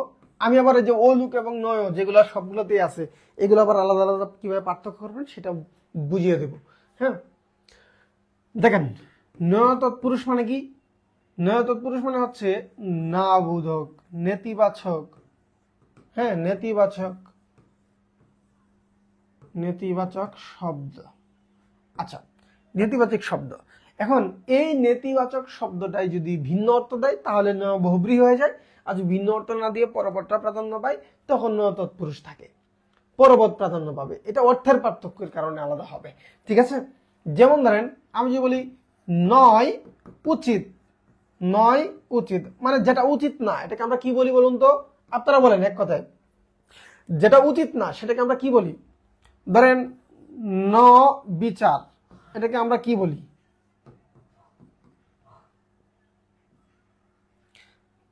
ধরেন নয় আদর। হ্যাঁ, এগুলোকে আমরা এক কথায় কি বলি? তারপরে দেখেন অর্থের পার্থক্য হয় কিনা। নয় উচিত, আমরা এটাকে কি বলি? অনুচিত, তাই না? অনুচিত। আচ্ছা, আমরা ন বিচার, এটাকে আমরা কি বলি? অবিচার। আমরা নয় আদরকে কি বলতে পারি? অনাদর। এখন এই যে শব্দগুলো বলছি, আপনারা দেখেন এখানে কি আছে? পূর্বপদে কি আছে? নেতিবাচক শব্দ আছে, তাই না? নয় না, এগুলো আছে। আচ্ছা, তাহলে নয় না আছে এবং পরবর্তীতে কি আছে? উচিত, বিচার, আদর। এখানে দেখেন অনুচিত মানে উচিত না এমন বোঝাচ্ছে, অবিচার মানে বিচার নাই এমন বোঝাচ্ছে, অনাদর মানে আদর নাই এমন বোঝাচ্ছে। সুতরাং এখানে যে পরপদ রয়েছে সেই পরপদের অর্থ অনুযায়ী কিন্তু হচ্ছে। পরপদের অর্থ অনুযায়ী হচ্ছে। সুতরাং এটা পরপদ প্রধান, এই জন্য ন তৎপুরুষ। এটা পরপদ প্রধান, এই জন্য কি ন তৎপুরুষ। এখানে কিন্তু ভিন্ন অর্থ দিচ্ছে না। যদি ভিন্ন অর্থ দিত তাহলেই কিন্তু, এই যে আপনারা অনেকেই লিখেছেন, ধন্যবাদ আপনাদেরকে, এটা যদি ভিন্ন অর্থ দিত তাহলেই কেবলমাত্র আমরা বলতে পারতাম সেটা ন বহুব্রীহি। তারপরে আমি একবার আলাদা করে দেখাবো, কারণ হচ্ছে কনফিউশন হয়ে যায় অনেক সময় আমরা, তাই না? তাহলে ন বহুব্রীহি কিন্তু শেষ।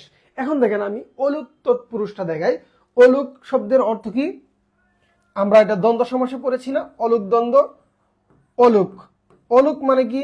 অলুক মানে হচ্ছে বিভক্তি লোপ পায় না, বিভক্তি লোপ পায় না, এটা হচ্ছে কি অলুক। অলুক সমাস আমরা তিনটা পাবো, অলুক দ্বন্দ্ব পেয়েছি, অলুক তৎপুরুষ পেয়েছি, অলুক বহুব্রীহিও পাবো। এখন দেখেন এই অলুক তৎপুরুষ সমাসটা কেমন হয়।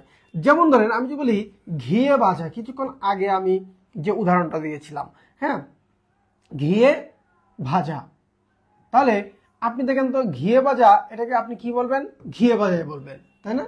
ঘিয়ে ভাজা বলবেন। এখানে সপ্তম বিভক্তিটা রয়ে গেল, এই যে সপ্তম বিভক্তিটা ছিল এটা কিন্তু এখানে আছে। সুতরাং এটা হচ্ছে কি অলুক তৎপুরুষ সমাস, ঘিয়ে ভাজা। এখন ধরেন আমি যদি বলি তেলে বেগুনে, তেলে বেগুনে, এই তেলে বেগুনে এটা কি তৎপুরুষ সমাস হবে? হবে না। এটা আমি বোঝানোর জন্য উদাহরণটা দিলাম যে এখানেও কি আছে, সপ্তম বিভক্তি আছে, কিন্তু বিভক্তিটা এটাই থাকে তেলে বেগুনে, তেলে বেগুনে। কিন্তু এই তেলে বেগুনে এটা কিন্তু ভিন্ন অর্থ দেয়। তেলে বেগুনে এটা কিন্তু কি দেয়? ভিন্ন অর্থ দেয়। যদি ভিন্ন অর্থ দেয় তাহলে বহুব্রীহি সমাস হয়। আর যদি ভিন্ন অর্থ না দিয়ে এমনি তেলে বেগুনে, তেলে বেগুনে হয়, তাহলে কিন্তু দ্বন্দ্ব সমাস হবে। তেল আর বেগুন দ্বন্দ্ব সমাস হবে, ঠিক আছে? তেলে এবং বেগুনে, তখন এটা দ্বন্দ্ব সমাস হবে, ঠিক আছে? তাহলে এটা বাদ করে দিচ্ছি, এটা জাস্ট বোঝানোর জন্য বললাম। এখন দেখেন এই অলুক জিনিসটা হচ্ছে কি বিভক্তি লোপ পাবে না, বিভক্তি লোপ পাবে না, কিন্তু পরপদটা প্রধান হবে। এরকম যদি হয় তাহলে অলুক তৎপুরুষ। তাহলে কি অলুক তৎপুরুষ। এখন আপনারা বলেন তৎপুরুষ সমাসে আপনাদের কোনো সমস্যা আছে কি না? আমরা তৎপুরুষের মোটামুটি শেষ করেছি। তৎপুরুষ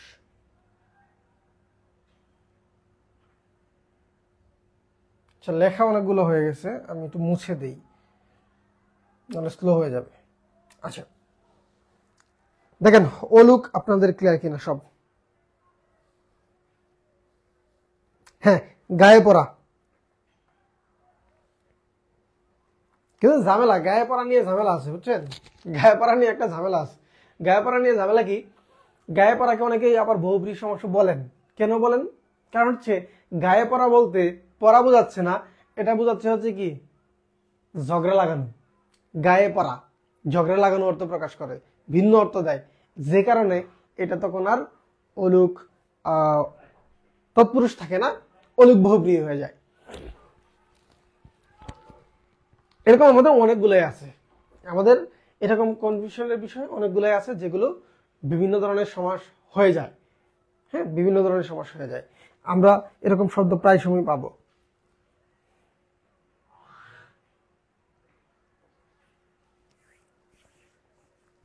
ঠিক আছে, তাহলে ক্লিয়ার। এখন আসেন আমরা বহুব্রীহি সমাস নিয়ে কথা বলি, তারপর অব্যয়ভাব নিয়ে কথা বলবো।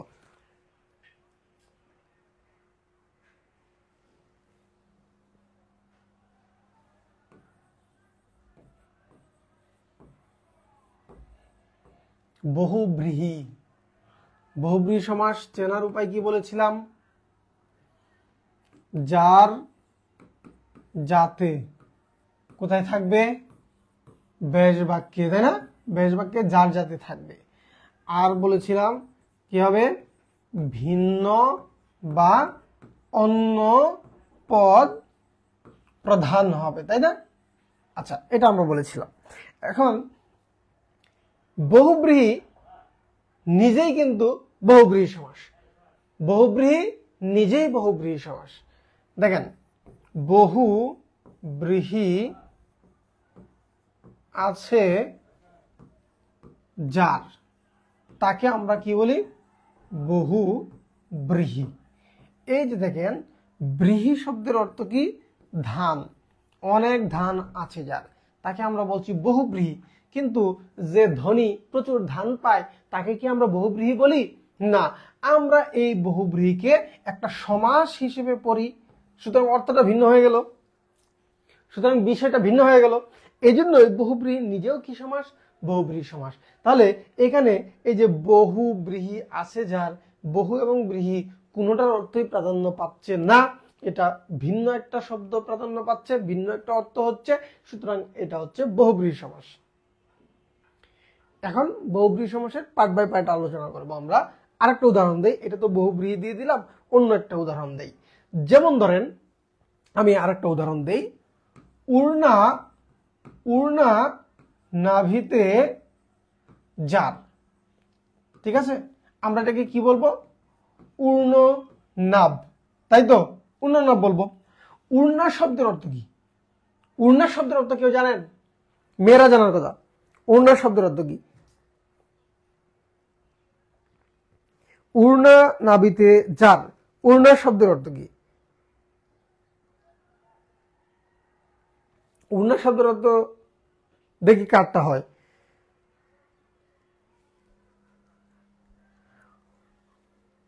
আমাদের চিন্তা চেতনা কতটা গভীর হতে পারে সেটা এখন প্রমাণ হবে। দেখি, এখন আবার ভয়ে কেউ না বললেন না, বলেন শুনি। একজন বলেছেন উড়না শব্দের অর্থ হচ্ছে মাকড়সা। আচ্ছা, একজন বলেছেন উড়না শব্দের অর্থ মাকড়সা, আরো দু একজন বলেন।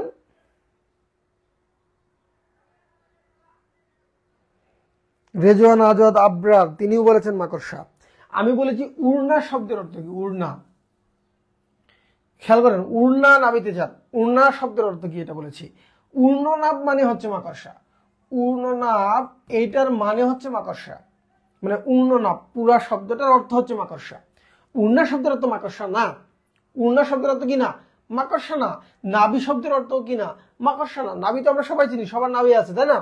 তাহলে এই যে উড়না নাভিতে যান, এখন উড়নাটা হচ্ছে সুতা। উড়নাটা কি? সুতা। তাহলে সুতা নাভিতে যান, এখন সুতা নাভিতে তো আমাদের সবারই ছিল। ছোটবেলায় আমরা যখন জন্মগ্রহণ করেছি তারপরে আমাদের সবাইকে কি করেছে? একটা সুতা কোমরে বেঁধে দিয়েছে না, নাভি বরাবর। অনেকের তো বড় হওয়ার পরেও মোটামুটি বড় হওয়ার পরেও কিন্তু থাকে কোমরে একটা, তাই না, সুতা, কালো একটা সুতা থাকে। তাহলে এই যে সুতাটা থাকে সবার কোমরেই প্রায়, এইটা কি এটাই বোঝাচ্ছে? তার মানে কি আপনাকে বোঝাচ্ছে, আমাকে বোঝাচ্ছে, নাকি অন্য কাউকে বোঝাচ্ছে? অন্য কাউকে বোঝাচ্ছে। সুতা কোমরে যার মানে সুতা নাভিতে যার, তাকে কি বুঝছে? উর্ণনাভ, অর্থাৎ মাকড়সা বোঝাচ্ছে। ভিন্ন অর্থ হয়ে গেল। এজন্যই এটা বহুব্রীহি সমাস। এটা কি সমাস? বহুব্রীহি সমাস। ক্লিয়ার কিনা? বহুব্রীহি সমাসের আরেকজন বলছে তেলাপোকা। তেলাপোকা হবে কেন? তেলাপোকা দেখে তো ভয় পান, তাই না? মাকড়সা দেখেও ভয় পান, তেলাপোকা হবে কেন? তেলাপোকা না, তেলাপোকা আরেক জিনিস। উড়না শব্দটা হচ্ছে সুতা। তাহলে মাকড়সার সুতাটা কোথায় থাকে? তার নাভিতে থাকে। দেখবেন মাকড়সা ধরলে, ছোটবেলায় তো আমরা দুষ্টামি করতাম, মাকড়সা ধরে ওই সুতার মধ্যে দিয়ে এরকম করতাম, লারে লাপ্পার মতো খেলতাম। তাহলে দেখেন সুতা নাভিতে যার, এটা অনেকেরই থাকে, সেটা না বুঝিয়ে মাকড়সা কি বোঝাচ্ছে? ভিন্ন অর্থ দিচ্ছে।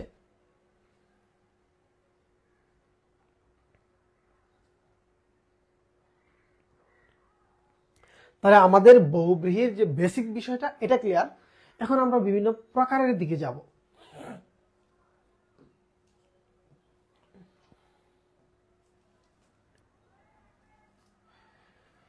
আসেন দুইটা জিনিস একসাথে লিখি, সমানাধিকরণ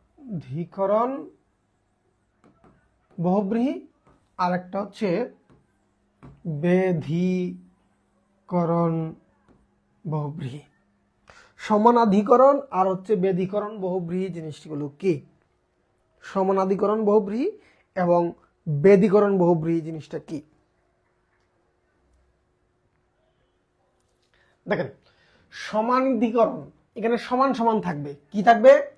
সমান সমান। কি সমান সমান থাকবে?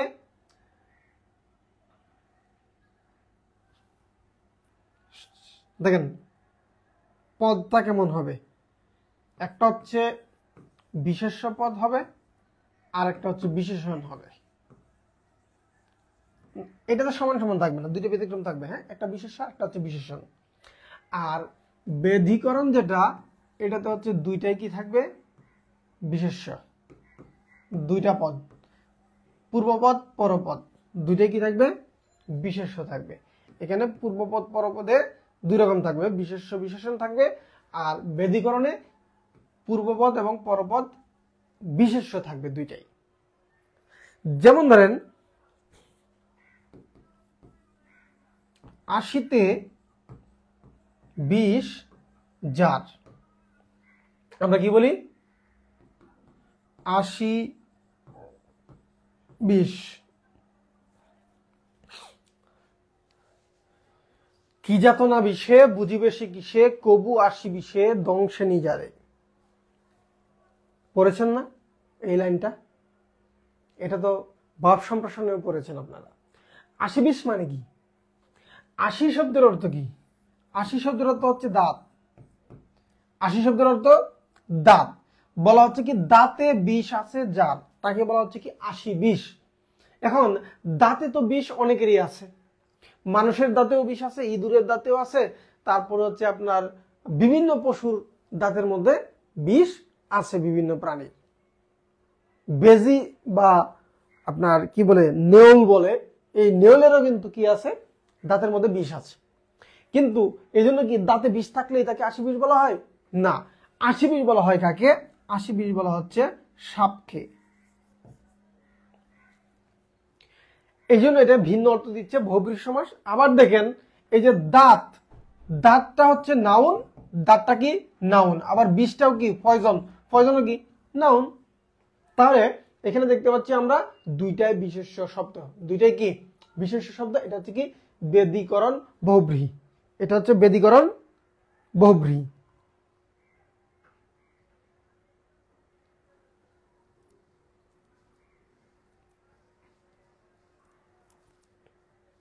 হ্যাঁ, মানুষের দাঁতের মধ্যে বিষ আছে, যে কারণে টিকা নিতে হয়।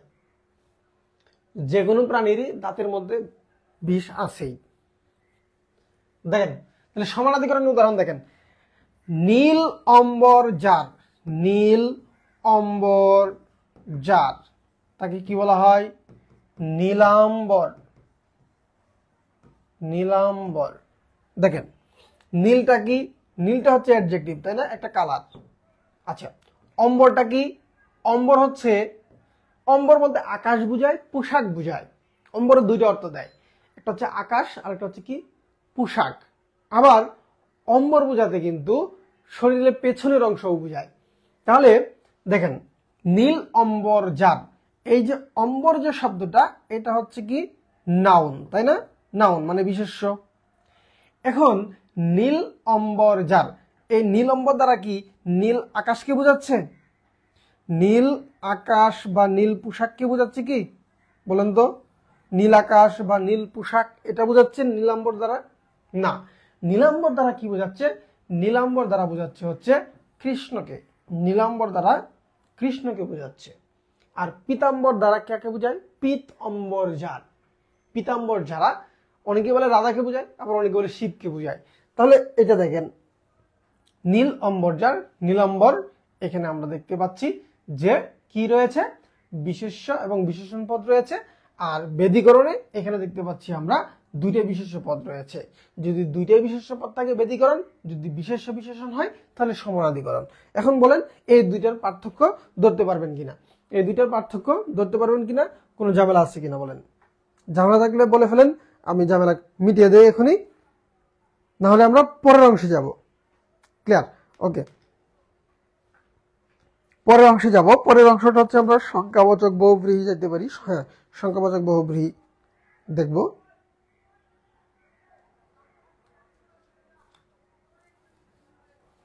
ঠিক আছে, চমৎকার। সহজ না সমাস? সমাস কিন্তু অত্যন্ত সহজ।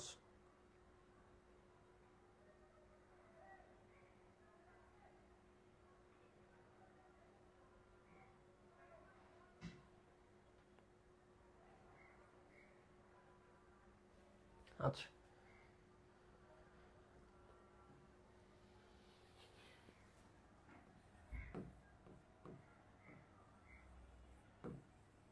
সংখ্যাবাচক বহুব্রীহি।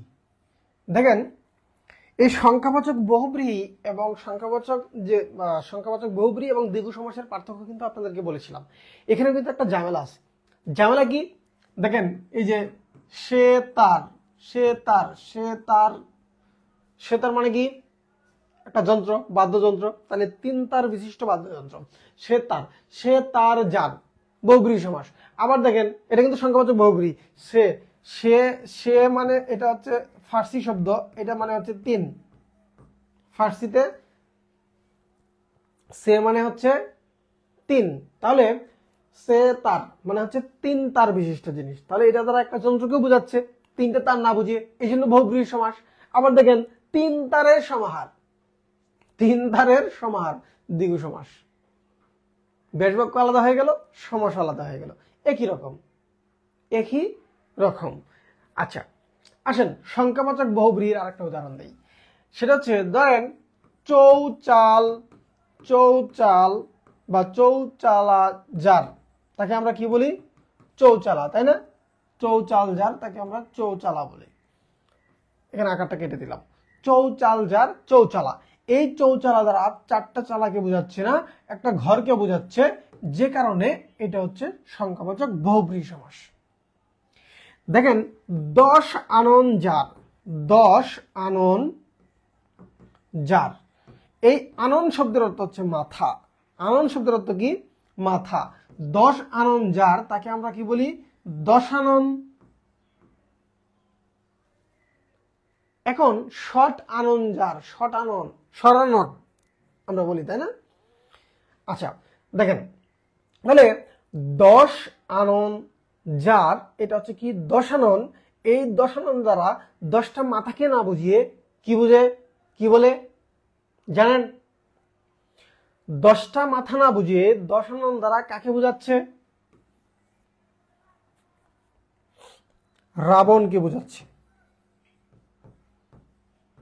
তাহলে ভিন্ন অর্থ দিচ্ছে 10টা মাথা না বুঝিয়ে। এই যে ভিন্ন অর্থ দিল, এবং অন্য আরেকটা শব্দের সাথে আমার দেখা যাচ্ছে যে সংখ্যা আছে, যে কারণে এই যে সংখ্যা, চৌসংখ্যা, তারপর হচ্ছে যে সে 3 হচ্ছে সংখ্যা, এই সংখ্যাগুলো থাকার কারণে এগুলো হচ্ছে সংখ্যাবাচক বহুব্রীহি। এরকম যদি বলে 8 চালা, 8 চালা, 8 চালাও কি একটা ঘর, তাহলে 8 চাল আছে যার, তাকে বলা হচ্ছে 8 চালা। 8 চালা দ্বারা একটা ঘরকে বোঝাচ্ছে, সুতরাং ওইটাও কিন্তু সংখ্যাবাচক বহুব্রীহি সমাস হবে।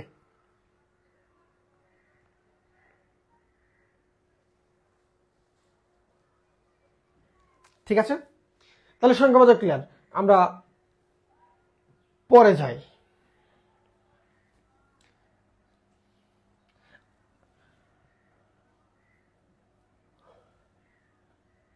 বেতিহার বহুব্রীহি।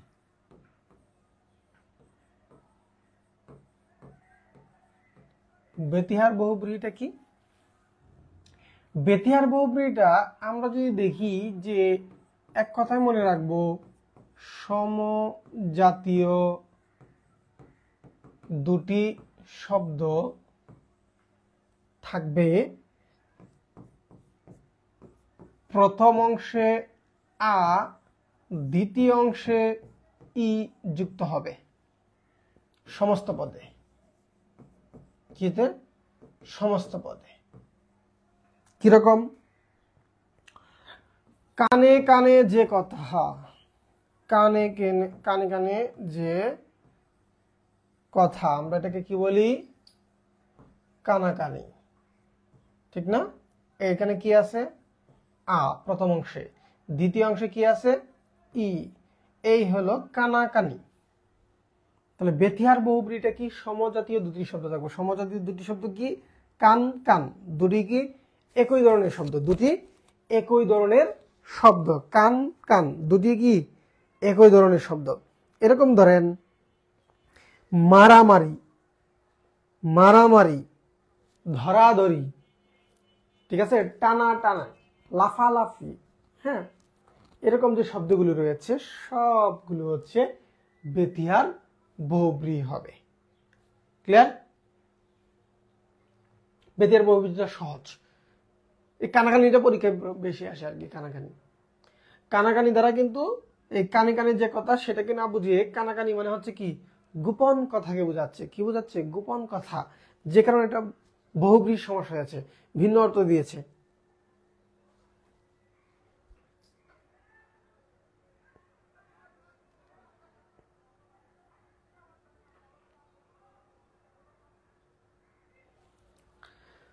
চলুন আমাদের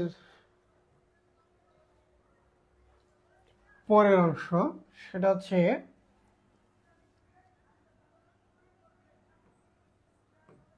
নয় বহুব্রীহি। দেখেন নয় বহুব্রীহি যেটা রয়েছে এটাতে কি বোঝাবে? না বোধক কিন্তু অর্থ ভিন্ন। আমরা নয় তৎপুরুষে দেখেছি না বোধক অর্থ ভিন্ন না, কিন্তু এখানে অর্থ ভিন্ন দিবে। যেমন ধরেন নেই হায়া, কি বলবো? বেহায়া, তাই না? আচ্ছা, নেই জ্ঞান, কি বলবো? অজ্ঞান। নেই হুশ, বেহুশ, এগুলো বলবো না? বলবো। তাহলে এখানে দেখেন এই যে নেগেটিভ শব্দ আছে। হায়া মানে কি? লজ্জা। যার লজ্জা নাই তাকে বলা হয় বেহায়া। এখন লজ্জা নাই মানে বেহায়া না, মানে লজ্জা নাই মানে বেহায়া না। বেহায়াটা কি? বেহায়াটা হচ্ছে ব্যক্তি। বেহায়াটা কি? ব্যক্তি। দেখেন নেই জ্ঞান, এই জ্ঞান মানে কি? মেধা। এখন মেধা নাই তার মানে অজ্ঞান এমন না। এই জ্ঞান অজ্ঞান মানে হচ্ছে ব্যক্তি যার কি নাই? হুশ নাই, যার সেন্স বন্ধ হয়ে গেছে, যে শুধু নিঃশ্বাস নিতেছে কিন্তু সবকিছু বন্ধ, তাই না? এটাকে বলা হচ্ছে অজ্ঞান। সুতরাং এই অজ্ঞান, বেহায়া, তারপর হচ্ছে নির্লজ্জ, তার গালি দিচ্ছি না, হ্যাঁ, বেহায়া, অজ্ঞান, নির্লজ্জ, বেহুশ, এগুলো কি? বেয়াদব, এগুলো হচ্ছে ন বহুব্রীহি সমাস। ন বহুব্রীহি সমাস অর্থ ভিন্ন দিচ্ছে সেজন্য। যদি অর্থ ভিন্ন না দিত তাহলে কিন্তু এগুলো তৎপুরুষ সমাস হয়ে যেত, নয় তৎপুরুষ। অলুক বহুব্রীহি, এই অলুক বহুব্রীহিতে যা আসবে এটা আবার মধ্যপদলিপি বহুব্রীহিতেও চলে যায়। তবে মধ্যপদলিপি যে বহুব্রীহি সেটা এতটা গুরুত্বপূর্ণ না। যেমন ধরেন মধ্যপদলিপি যদি বলি, গায়ে হলুদ দেওয়া হয় যে অনুষ্ঠানে, আমরা এটাকে কি বলছি? এটাকে বলছি আমরা গায়ে হলুদ। তাহলে এই দেখেন গায়ে হলুদ দেওয়া হয় যে অনুষ্ঠানে, এখানে গায়ে হলুদ এই পর্যন্ত পদ, শেষের পদগুলো নাই। এটাকে তারা নাম দিয়েছে মধ্যপদলিপি। এটা আমার বুঝে আসে না যে এটা মধ্যপদলিপি কিভাবে হয়। মাঝের পদ তো লুপ পাইতো, এই গায়ে দেওয়া হয় যে অনুষ্ঠান এরকম থাকার কথা ছিল, তাই না? আচ্ছা, করা যায় এটাকে এভাবে বেশ বাক্যটা না করে করা যাবে। গায়ে দেয়া হয় যে হলুদ, গায়ে হলুদ, তখন মধ্যপদলিপি হইতে পারে। আচ্ছা যাই হোক, যেটা বলছিলাম এটাকে মধ্যপদলিপি বহুব্রীহি বলা হয়। কারণ হচ্ছে গায়ে হলুদ মানে কি? আপনার শরীরে হলুদ মাখা হয়েছে এই জন্য এটা হলুদ, গায়ে হলুদ না। আপনি যে কোনো কারণে মাখতে পারেন হলুদ, আপনি সৌন্দর্য চর্চা করতেছেন, আপনার অ্যালার্জি হয়েছে সেজন্য আপনি গায়ে হলুদ মাখতে পারেন, কিন্তু এটা গায়ে হলুদ না। গায়ে হলুদ একটা হচ্ছে অনুষ্ঠানকে বোঝাচ্ছে, ভিন্ন অর্থ দিচ্ছে, একটা প্রোগ্রামকে বোঝাচ্ছে। এরকম হাতে খড়ি, হাতে খড়ি দেওয়া হয় যে অনুষ্ঠানে। হাতে খড়ি মানে কি? হাতে লাঠি দেওয়া না, হাতে খড়ি মানে হচ্ছে হাতে কলম দিয়ে প্রথম লেখাপড়া শুরু করা, এটাকে বলা হচ্ছে হাতে খড়ি। মুখে ভাত, মুখে ভাত মানে হচ্ছে মুখে ভাত দিয়ে দেওয়া না, মুখে ভাত হচ্ছে যখন একটা শিশু প্রথম তার ভাত খাওয়া শুরু করে, সেটার একটা অনুষ্ঠান, অনুষ্ঠানের নাম মুখে ভাত। তাহলে এরকম যদি আমরা বলি, যেমন বউ ভাত, বউ ভাত, এটাও কি একটা অনুষ্ঠানের নাম। তাহলে আমরা দেখতে পাচ্ছি যে এইগুলো হচ্ছে আপনার মধ্যপদলিপি বহুব্রীহি সমাস। তবে তবে এই যে গায়ে হলুদ, গায়ে হলুদ, এই গায়ে হলুদ দ্বারা কি বোঝাচ্ছে? একটা অনুষ্ঠানকে বোঝাচ্ছে, এই জন্য বহুব্রীহি। কিন্তু এখানে দেখেন এটার ব্যাস বাক্য কিন্তু এটাও হয়, গায়ে হলুদ গায়ে হলুদ, কানে কলম কানে কলম, গলায় গামছা গলায় গামছা, ঠিক আছে, কানে কলম কানে কলম। তারপর হচ্ছে কি আপনার গায়ে পড়া গায়ে পড়া, হাতে খড়ি হাতে খড়ি। এগুলো দেখেন একটারও কিন্তু কি পাচ্ছে না, বিভক্তি লোপ পাচ্ছে না। যেহেতু এই যে বিভক্তি লোপ পায় না, এগুলো হচ্ছে আপনার কি বলবো আমরা, এগুলোকে অলুক বহুব্রীহি, অলুক বহুব্রীহি।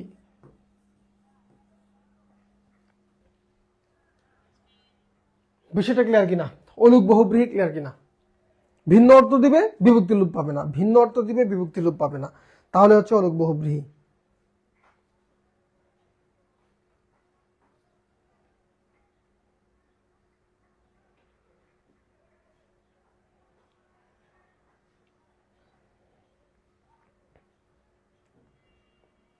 এই বহুব্রীহি কিন্তু শেষ, বহুব্রীহি শেষ। এখন বহুব্রীহির একটা ব্যতিক্রম বিষয় বলবো, ব্যতিক্রম বিষয় বলবো যেটা আমাদের আলোচনায় আসে নাই।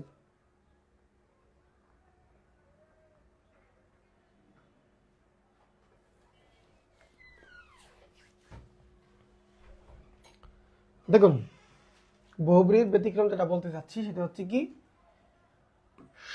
সহিত সহ স, এগুলো যদি ব্যাসবাক্যে থাকে তাহলে আমরা বর্তমান যুক্ত করে ব্যাসবাক্য করব, তখন এটা বহুব্রীহি সমাস হবে।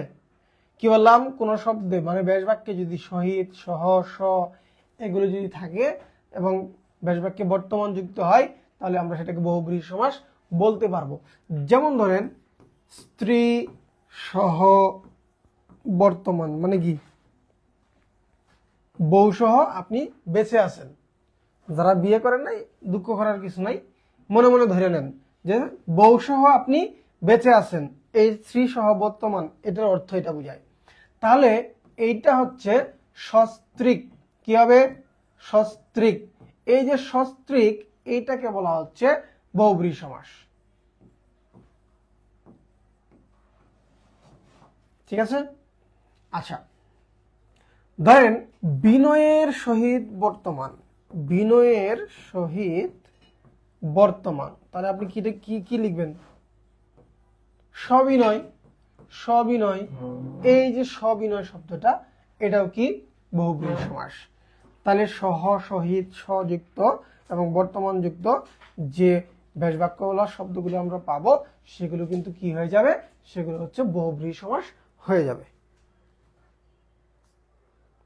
এর মাধ্যমে আমাদের বহুব্রীহি সমাস শেষ, আমরা অব্যয়ভাবে চলে যাব, অব্যয়ভাবে।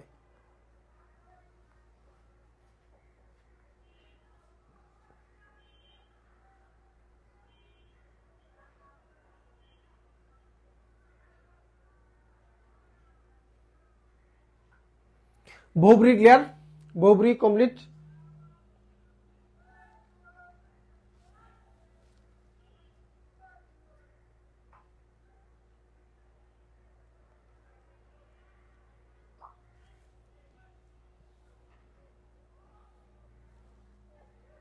আমরা কিন্তু অব্যয়ভাবে চলে যাচ্ছি। হ্যাঁ,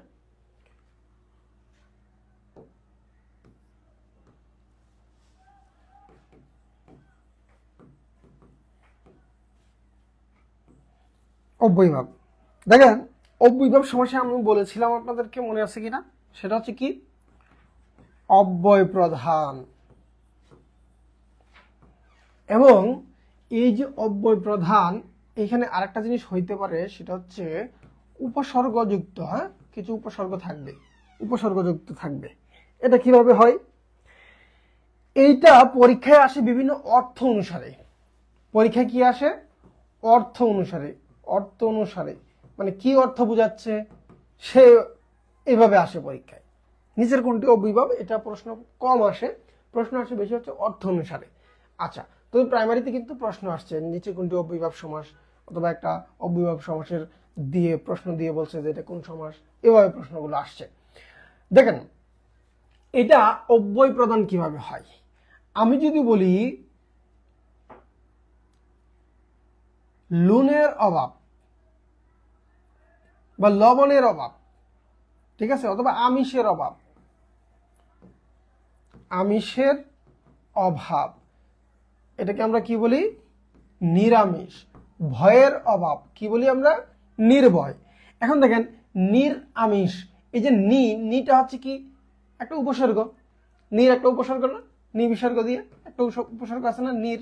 আচ্ছা, এটা একটা উপসর্গ। আবার এখানে এই যে আমিষের অভাব অব্যয় অর্থ প্রকাশ করছে, এইটা হচ্ছে আপনার অব্যয়ভাব সমাস। অব্যয়ের ভাব, যেখানে অব্যয়ের ভাব কি হয়? প্রাধান্য পায়, সেটাই অব্যয়ভাব। আচ্ছা, এরকম ধরেন আমি যদি বলি মরণ পর্যন্ত, মরণ পর্যন্ত, এটা পর্যন্ত অর্থ প্রকাশ করছে। মরণ পর্যন্ত আমরা কি বলবো? আমরণ, তাই না? এই যে আমরণ, আটা কি? একটা উপসর্গ। আটা কি? একটা উপসর্গ। আবার দেখেন সাদৃশ্য বুঝাইতে আমরা কি ব্যবহার করতে পারি? যেমন ধরেন সাদৃশ্য বুঝাইতে ধরেন গ্রহের তুল্য, গ্রহের তুল্য আমরা এটাকে কি বলি?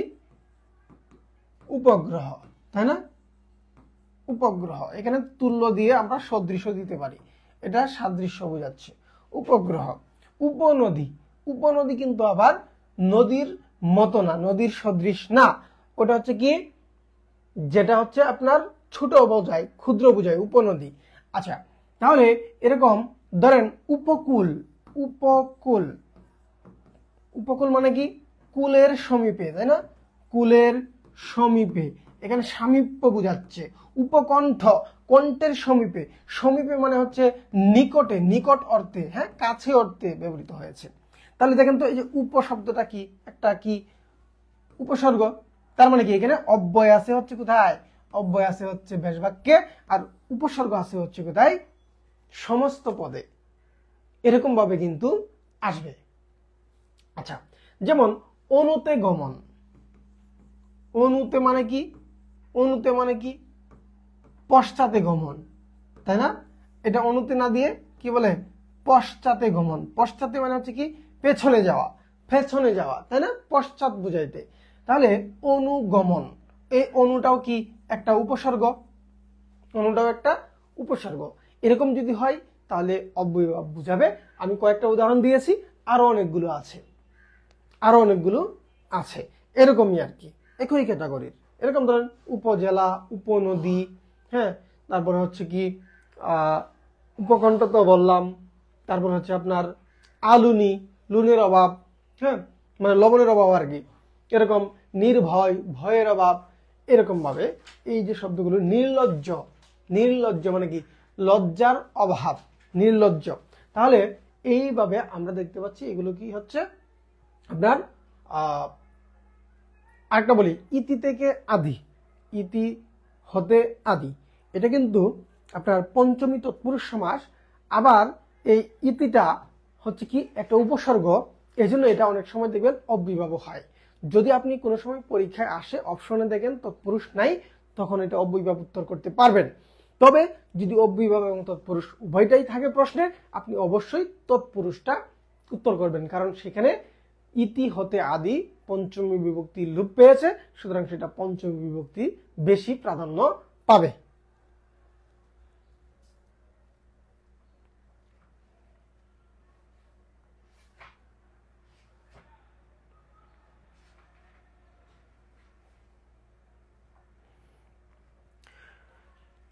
ওকে, আমরা আর কয়টা জিনিস দেখি। সমাসের, সমাসের প্রকারের আলোচনাগুলো কিন্তু শেষ, মূল যে প্রকারের আলোচনা সেগুলো শেষ, আমরা তারপর প্রশ্ন সমাধান করব। দেখেন এখন আমি যেটা বলবো সেটা হচ্ছে কি? প্রাদি সমাস।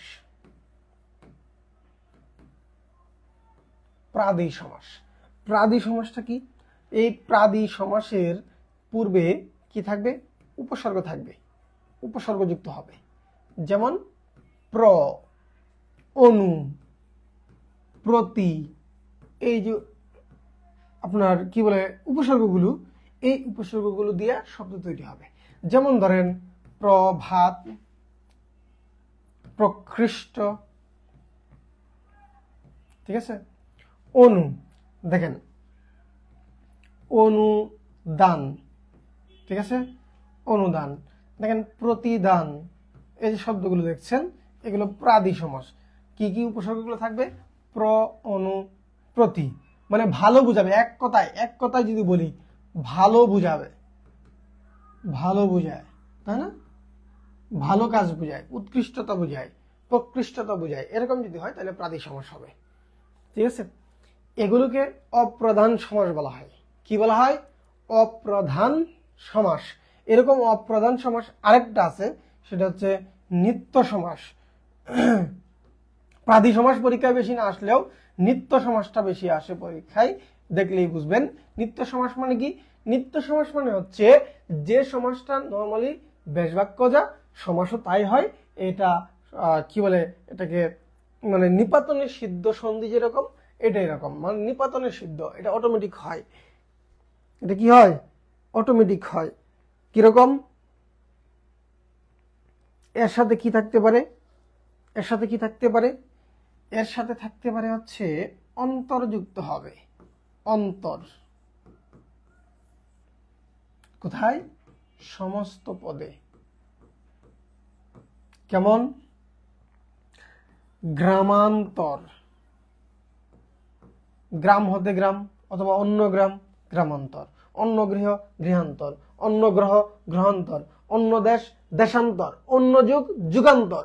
এরকম সব অন্তর্যুক্ত শব্দ হচ্ছে নিত্য সমাস। কি কি বলছি? গ্রামান্তর, গৃহান্তর, যুগান্তর, দেশান্তর, গ্রহান্তর, গ্রহান্তর, এই সবগুলো হচ্ছে কি হবে? আপনার নিত্য সমাস হবে, অন্তর্যুক্ত সমস্ত পদে। এবং এগুলোর বেশ বাক্য সহজ, সবগুলোর সাথে শুধু অন্য যুক্ত করে দিবেন। অন্য গ্রাম, অন্য দেশ, অন্য যুগ, অন্য গৃহ, অন্য গ্রহ, এভাবে যুক্ত করে দিবেন, তাহলে দেখবেন নিত্য সমাস পেয়ে গেছেন। সমাসের আলোচনা আমাদের মোটামুটি ভাবে শেষ। আমরা শুধু প্রশ্নগুলো সমাধান করব। এখন বলেন, কোনো ধরনের প্রশ্ন তৈরি হয়েছে কিনা আপনাদের? কোনো প্রশ্ন আছে কিনা? যদি কোনো প্রশ্ন থাকে তাহলে বলেন, তাহলে আমরা শেষ করে একদম প্রশ্নে চলে যাব আমাদের।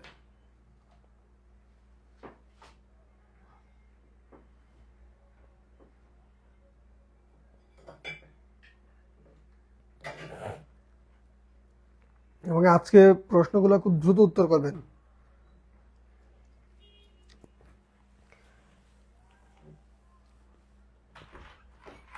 আচ্ছা, ওই না, প্রশ্ন বাকি আছে।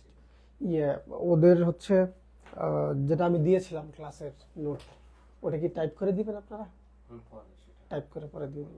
আচ্ছা, ওটা হচ্ছে আপনাদেরকে টাইপ করে দিবে। হ্যাঁ, টাইপ করে সুন্দর করে গুছিয়ে তারপরে আপনাদেরকে আর কি দিবে, একসাথে হয়তো দিয়ে দিবে। ঠিক আছে, আচ্ছা চলুন আমরা প্রশ্ন চলে যাই। হ্যাঁ, আমরা প্রশ্ন সমাধান করে ফেলি।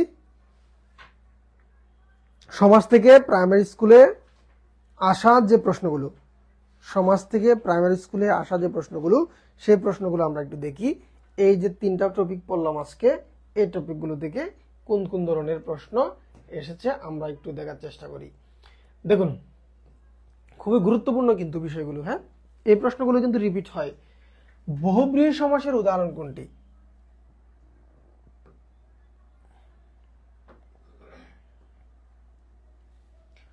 বহুব্রীহি সমাসের উদাহরণ কোনটি? বহুব্রীহি সমাসে কি হবে? ভিন্ন পদ প্রাধান্য পাবে। এখন আমরা এখানে দেখি যে ভিন্ন পদ কোনটাতে প্রাধান্য পাচ্ছে, অথবা অন্য কোন যে ক্রাইটেরিয়া ছিল সেগুলো আছে কিনা। ভিন্ন পদ প্রাধান্য পাবে, বেশ বাক্যে কি থাকবে? যার, যাতে, এগুলো থাকবে হচ্ছে বেশ বাক্যে। আবার আরেকটা জিনিস বলেছিলাম, সেটা হচ্ছে কি? সহ, সহিত, বর্তমান, এগুলো যদি থাকে তাহলে কি হবে? বহুব্রীহি সমাস হবে। এখন এই 3টা ক্রাইটেরিয়ার কোনটা মিলে যায় সেটাই হয়ে যাবে সঠিক উত্তর। আমার এখানে একটু সমস্যা হচ্ছে, সাথে সাথে কমেন্টগুলো আসতেছে না, বারবার নতুন করে রিফ্রেশ দিয়ে দেখতে হচ্ছে।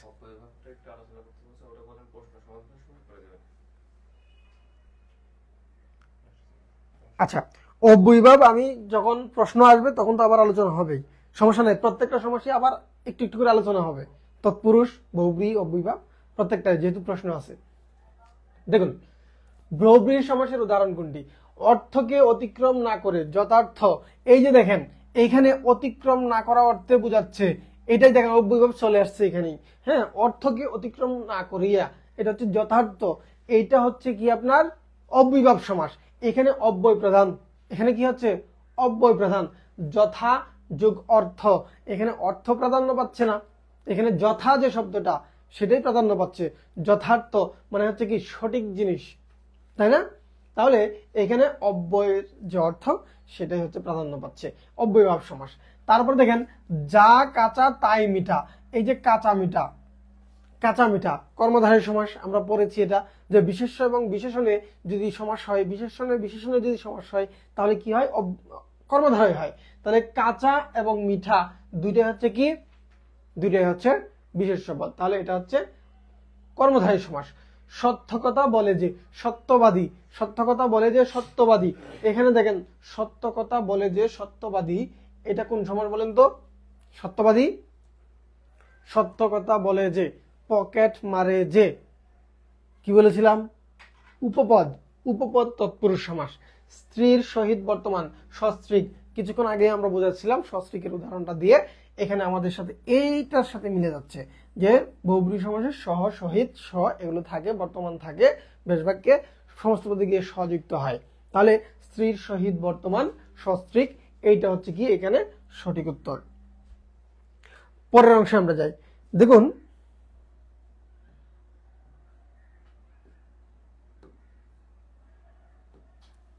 কোনটি অব্যয়ীভাব সমাসের উদাহরণ?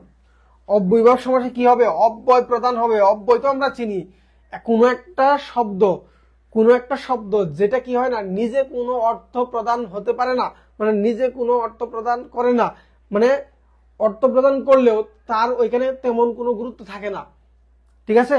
সেটা হচ্ছে অব্যয় পদ, যার কোনো ব্যয় নাই, কিন্তু সে স্বাধীনভাবে বসতে পারে না। না পারলেও কিছু কিছু শব্দ আছে অব্যয়, সেগুলো স্বাধীনভাবে বসতে পারে, ঠিক আছে? স্বাধীনভাবে বসা মানে কি, আলাদা সে নিজস্বই একটা অর্থ দিতে পারে। যেমন আমরা পড়েছি কি অনন্যই অব্যয়, অনন্যই অব্যয়, তাই না? যেমন ধরেন বললাম কি ছি ছি তুমি এত নীচ, এই যে ছি ছি বললাম, এই ছি ছি শব্দটাও কিন্তু অব্যয়। এখন এটা হচ্ছে আপনার অনন্যই অব্যয়, মানে নিজে নিজে অর্থ দিতে পারে। এখন আমি যদি বলি যে ছি ছি তুমি এত নীচ, তুমি এত নীচ ছাড়াও যদি আমি ছি ছি বলি, তার মানে বোঝা যায় যে আমি ঘৃণা প্রকাশ করছি, ঠিক না? তুমি নীচ অথবা তুমি কোনো একটা খারাপ কাজ করছো যে কারণে আমি ঘৃণা প্রকাশ করছি, এটা কিন্তু বোঝা যায়। এই জন্য অব্যয়টা কি হতে পারে, আলাদা অর্থ দিতে পারে, আবার নাও দিতে পারে, তবে এটা তেমন শব্দটা প্রাধান্য পায় না, পদটা তেমন প্রাধান্য পায় না, জোর দেয় না। আচ্ছা, এই জন্যই দেখবেন যখন অব্যয়টা যখন থাকে, সেটা গিয়ে পরবর্তীতে আমার যে মূল শব্দ সেখানে গিয়ে কি হয়ে যায়, সেখানে গিয়ে উপসর্গ হয়ে যায় সমস্ত পদে। আচ্ছা, এখন দেখেন আমরা একটু বিশ্লেষণ করে দেখি। অনুতাপ, অনুতাপ মানে কি, পশ্চাতে তাপ, পশ্চাতে তাপ, এটা হচ্ছে অনুতাপ। আচ্ছা, আপাদ মস্তক, আপাদ মস্তক মানে কি, পা থেকে মাথা পর্যন্ত, পা থেকে মাথা পর্যন্ত, এটা হচ্ছে আপাদ মস্তক।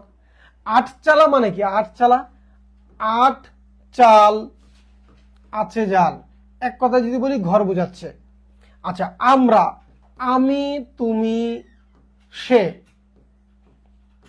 তাই না? এবং সে, এটা হচ্ছে আমরা।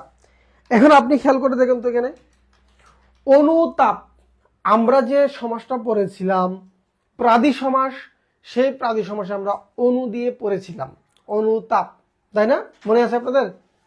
অনুতাপ, তাহলে এটা হচ্ছে প্রাদি সমাস, অনুতাপ প্রাদি সমাস। আট চালা একটা ঘরকে বোঝাচ্ছে, আটটা চালকে না বুঝিয়ে, এটা বহুব্রীহি সমাস। আচ্ছা, আমরা, আমরাটা হচ্ছে কি বলেছিলাম আমরা, মনে আছে? একশেষ দ্বন্দ্ব সমাস, এটা হচ্ছে দ্বন্দ্ব সমাস। তাহলে এখন রইল কি আপাদ মস্তক, এই যে পা থেকে মাথা পর্যন্ত, পর্যন্ত বোঝাচ্ছে, এবং এইটাই হচ্ছে আপাদ মস্তক, এটা হচ্ছে অব্যয়ীভাব সমাসের উদাহরণ। এবং এখানে আটা হচ্ছে একটা উপসর্গ, আটা কি একটা উপসর্গ।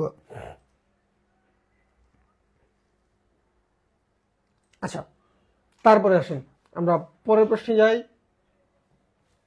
নিরামিষ কোন সমাস? এটাও কিন্তু প্রাইমারি পরীক্ষায় আসছে, হ্যাঁ, 2013 সালে। নিরামিষ, নিরামিষের ব্যাস বাক্য কি?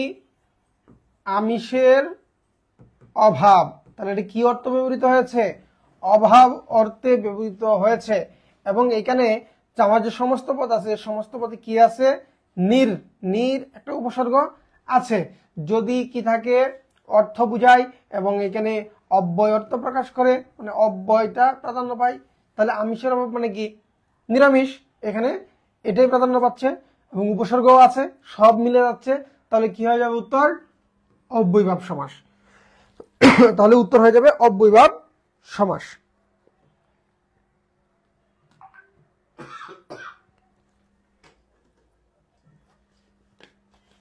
প্রায় সবাই সঠিক উত্তর করছেন, এখন পর্যন্ত তেমন ভুল হয় না কারো।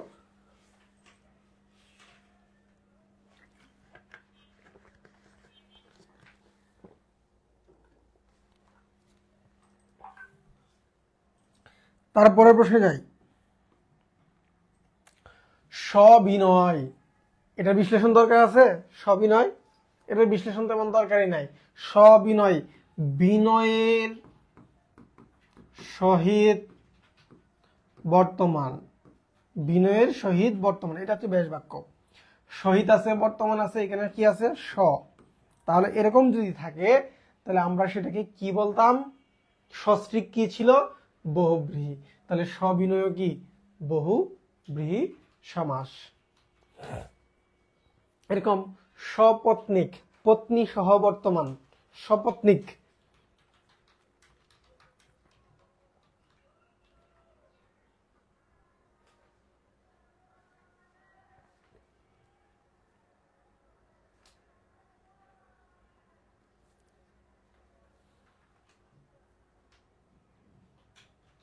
পাঁচ নম্বর প্রশ্ন, অনুচিত। অনুচিত, এটা আমার লেকচারের মধ্যেই এই ওয়ার্ডটা চলে আসছিল। এখন যারা মনোযোগ দিয়েছিলেন তাদেরকে আরো ভুল হবে না। অনুচিত মানে কি? নয় উচিত, নয় উচিত। কি আছে? না বোধক শব্দ আছে। তাহলে একটু খেয়াল করে দেখেন তো, না বোধক শব্দ আছে, আবার নয় উচিত মানেই অনুচিত, ভিন্ন অর্থ দিচ্ছে না। তাহলে এখানে বহুব্রীহি হওয়ার সম্ভাবনা নাই, বহুব্রীহি এখানে অপশনেও নাই। তাহলে ন বহুব্রীহি আছে আর ন কি আছে? তৎপুরুষ আছে। সুতরাং এটা হচ্ছে না বোধক তৎপুরুষ সমাস। অনুচিত, না বোধক তৎপুরুষ সমাস। এখানে ন তৎপুরুষ না দিয়ে শুধু তৎপুরুষ দিয়েছে, শুধু তৎপুরুষ, এখানে আমরা উত্তর করব।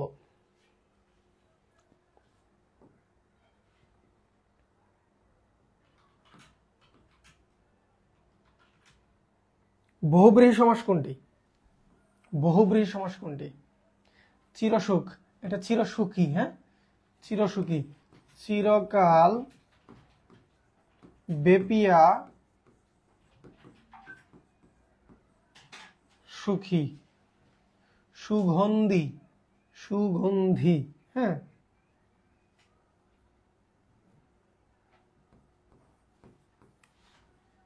সুগন্ধ, সুগন্ধ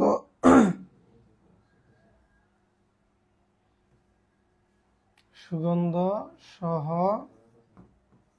বর্তমান আর কি। হ্যাঁ, খেয়াঘাত, খেয়ার ঘাট, ঠিক আছে। আজীবন, জীবন পর্যন্ত। তাহলে এখানে পর্যন্ত অর্থ প্রকাশ পাচ্ছে, এখানে একটা উপসর্গ আছে, সুতরাং এটা হচ্ছে অব্যয়ভাব সমাস। এটা কি? অব্যয়ভাব। খেয়ার ঘাট, কেয়াঘাত, তাহলে এখানে র বিভক্তি লোপ পাচ্ছে, এটা তৎপুরুষ সমাস, তৎপুরুষ সমাস। আচ্ছা, চিরকাল বেপিয়া সুখী, এখানে কি আছে? বেপিয়া আছে, এটা বেপিয়া যদি থাকে তাহলে দ্বিতীয় তৎপুরুষ সমাস। তাহলে কি? দ্বিতীয় তৎপুরুষ সমাস। বাকি রইল কি? সুগন্ধি। এই সুগন্ধি জায়গায় সুগন্ধ সহ বর্তমান, এটা যদি ব্যাস বাক্য হয় তাহলে সুগন্ধি অর্থটা কিন্তু ভিন্ন হচ্ছে। অর্থটা ভিন্ন কেমন হচ্ছে? সুগন্ধি বলতে কি বোঝায়? আতরকে বোঝায়, পারফিউমকে বোঝায়, কিন্তু যে কোনো কিছুকে বোঝায় না, একটা নির্দিষ্ট জিনিসকে বোঝাচ্ছে, মানে অন্য একটা জিনিসকে বোঝাচ্ছে। আচ্ছা, পরের প্রশ্ন,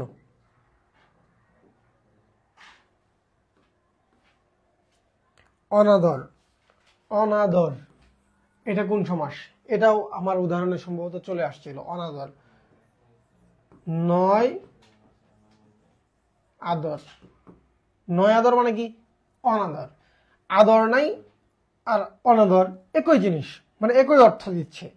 তাহলে ন বহুব্রীত হওয়ার সম্ভাবনা নাই, যেহেতু নেগেটিভ, তাহলে এটা ন তৎপুরুষই হবে, এছাড়া আর কিছু হওয়ার অপশন এখানে নাই।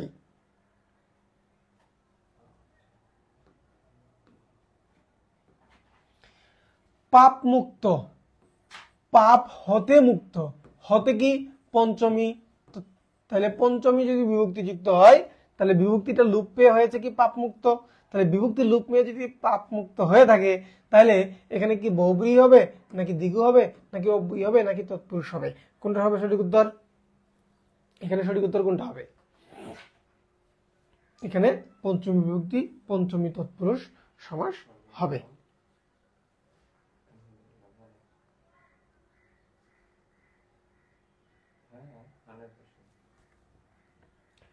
আমাদের পরবর্তী প্রশ্ন, বেহায়া। বেহায়া শব্দটি কোন সমাস? এটা কি বহুব্রী, নাকি দ্বিগু, নাকি তৎপুরুষ, নাকি অব্যয়ীভাব? বেহায়া মানে কি? নেই হায়া, তাই না? এই হচ্ছে বেহায়া।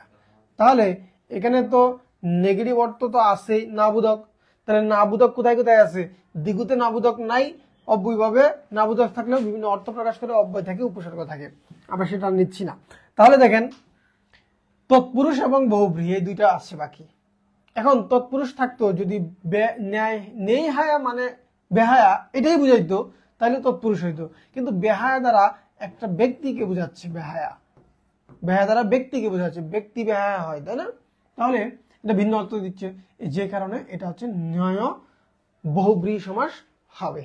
বেহায়া, অজ্ঞান, বেহুশ, বেয়াদব, এগুলো সব হচ্ছে কি সমাস? ন বহুব্রী সমাস হবে। কারণ কি? কারণ অর্থটা ভিন্ন হয়ে যাচ্ছে।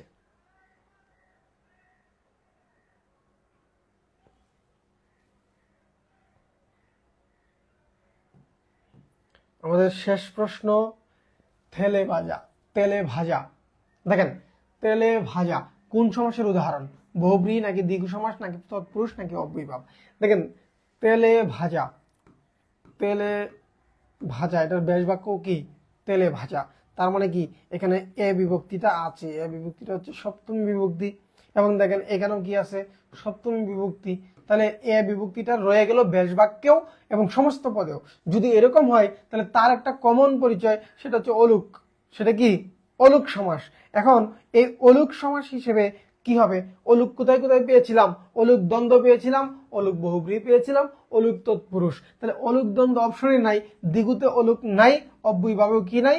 অলুক নাই। আমরা কিন্তু এইভাবে অপশন থেকে বাতিল করে দিতে পারি। এখন বহুব্রী আছে অলুক, আর হচ্ছে তৎপুরুষ আছে। এখন দেখি তেলে ভাজা দ্বারা তেলে ভাজাকেই বোঝাচ্ছে নাকি অন্য কিছুকে বোঝাচ্ছে। যদি অন্য কিছুকে বোঝায় বহুব্রী, আর অন্য কিছু না বোঝালে তৎপুরুষ। আপনাদের কি মনে হয়, কি অন্য কিছু বোঝাচ্ছে, নাকি এটা তেলে ভাজা মানে তেলে ভাজাই বোঝাচ্ছে? দেখেন এখানে অন্য কিছু বোঝাচ্ছে না, এখানে ভাজা দ্বারা তেলে ভাজা কোনো কিছুকে বোঝাচ্ছে, তেলে ভাজা কোনো কিছুকেই বোঝাচ্ছে। সুতরাং এটা হচ্ছে তৎপুরুষ সমাস, এটা তৎপুরুষ সমাস। আমাদের প্রশ্নগুলো শেষ হয়েছে, প্রশ্নগুলো শেষ হওয়ার সাথে সাথে আমাদের ক্লাসটিও শেষ হয়েছে। আপনারা আশা করছি যে সমাসের যে দুইটি ক্লাস হয়েছে প্রায় 2 ঘন্টা 4 ঘন্টা ব্যাপী, আমার বিভিন্ন জায়গায় ক্লাস নেওয়ার অভিজ্ঞতা থেকে বলি, এখন পর্যন্ত কোনো জায়গায় সমাসের উপর 2টা ক্লাস তো দেই নাই, এই সমাসের সাথে আরো প্রাসঙ্গিক আরো কয়েকটা টপিক রেখে 2 ঘন্টার ক্লাস দেওয়া হয়, যেখানে দৌড়ের উপর সমাস যায়। আপনারা যথেষ্ট সময় নিয়ে প্রশ্ন সমাধান করে ধীরে সুস্থে ক্লাসটি পেয়েছেন। তারপরেও যদি কোনো সমস্যা থাকে কমেন্ট করে রাখবেন, তাহলে আমি সেটা জেনে নিয়ে আপনাদের পরবর্তী যে ক্লাসে দেখা হবে সেখানে হালকা বলে রাখবো। যদি কোনো সমস্যা থাকে, আশা করি সমস্যা নাই, তবে অবশ্যই আপনার বেশি বেশি প্র্যাকটিস করতে হবে, কারণ আপনি আমাদের সাথে যুক্ত হয়েছেন। এখন আমরা আপনাকে যেভাবে আগাইতে চাবো সেভাবে যদি আপনি না আগান, তাহলে পরবর্তীতে যখন আপনি ব্যর্থ হবেন সেটার দায়ভার তখন তো আমাদের উপর ওটু চলে আসে, কিন্তু আমরা নিব না। কারণ হচ্ছে কি, না নেওয়ার কারণ হচ্ছে কি, আপনি তো আমার কথা শুনেন নাই, আপনি আমাদের কথা শুনেন নাই। আপনার যেভাবে পড়তে হয়, যেভাবে নির্দেশনা দেওয়া, সেভাবে যদি আপনি পড়েন তাহলেই আপনি সফল হবেন, তাহলে আপনি পারবেন। তাহলে সমাস, আপনার কাজ হচ্ছে সমাসের যত প্র্যাকটিস আছে, যত উদাহরণ আছে, যত বিগত সালে আসা প্রশ্ন আছে, সবগুলো প্রশ্ন বুঝে বুঝে সমাধান করে ফেলা। ব্যাস বাক্যটা কেন এরকম হলো, কিভাবে হলো, এবং সমস্ত পদটা একেবারে টোটালি আপনি যেভাবে যেভাবে বুঝেন সে বুঝে বুঝে আপনার কমপ্লিট করে ফেলা। আর আমরা যখন ক্লাস নিই তখন তো কয়েকটা উদাহরণ দিই, এই উদাহরণের মধ্যে আরো কি কি উদাহরণ আছে সেগুলো আপনার সংগ্রহ করতে হবে। তাহলে আপনি পরিপূর্ণ একটা ভালো প্রস্তুতি নিতে পারবেন সমাসের উপর। এবং সমাস থেকে কিন্তু পরীক্ষায় প্রশ্ন দুইটা তিনটাও থাকে। ওকে, সবাই ভালো থাকবেন, সুস্থ থাকবেন। আজকে এ পর্যন্তই থাকছি, পরবর্তী ক্লাসে দেখা হবে। আল্লাহ হাফেজ।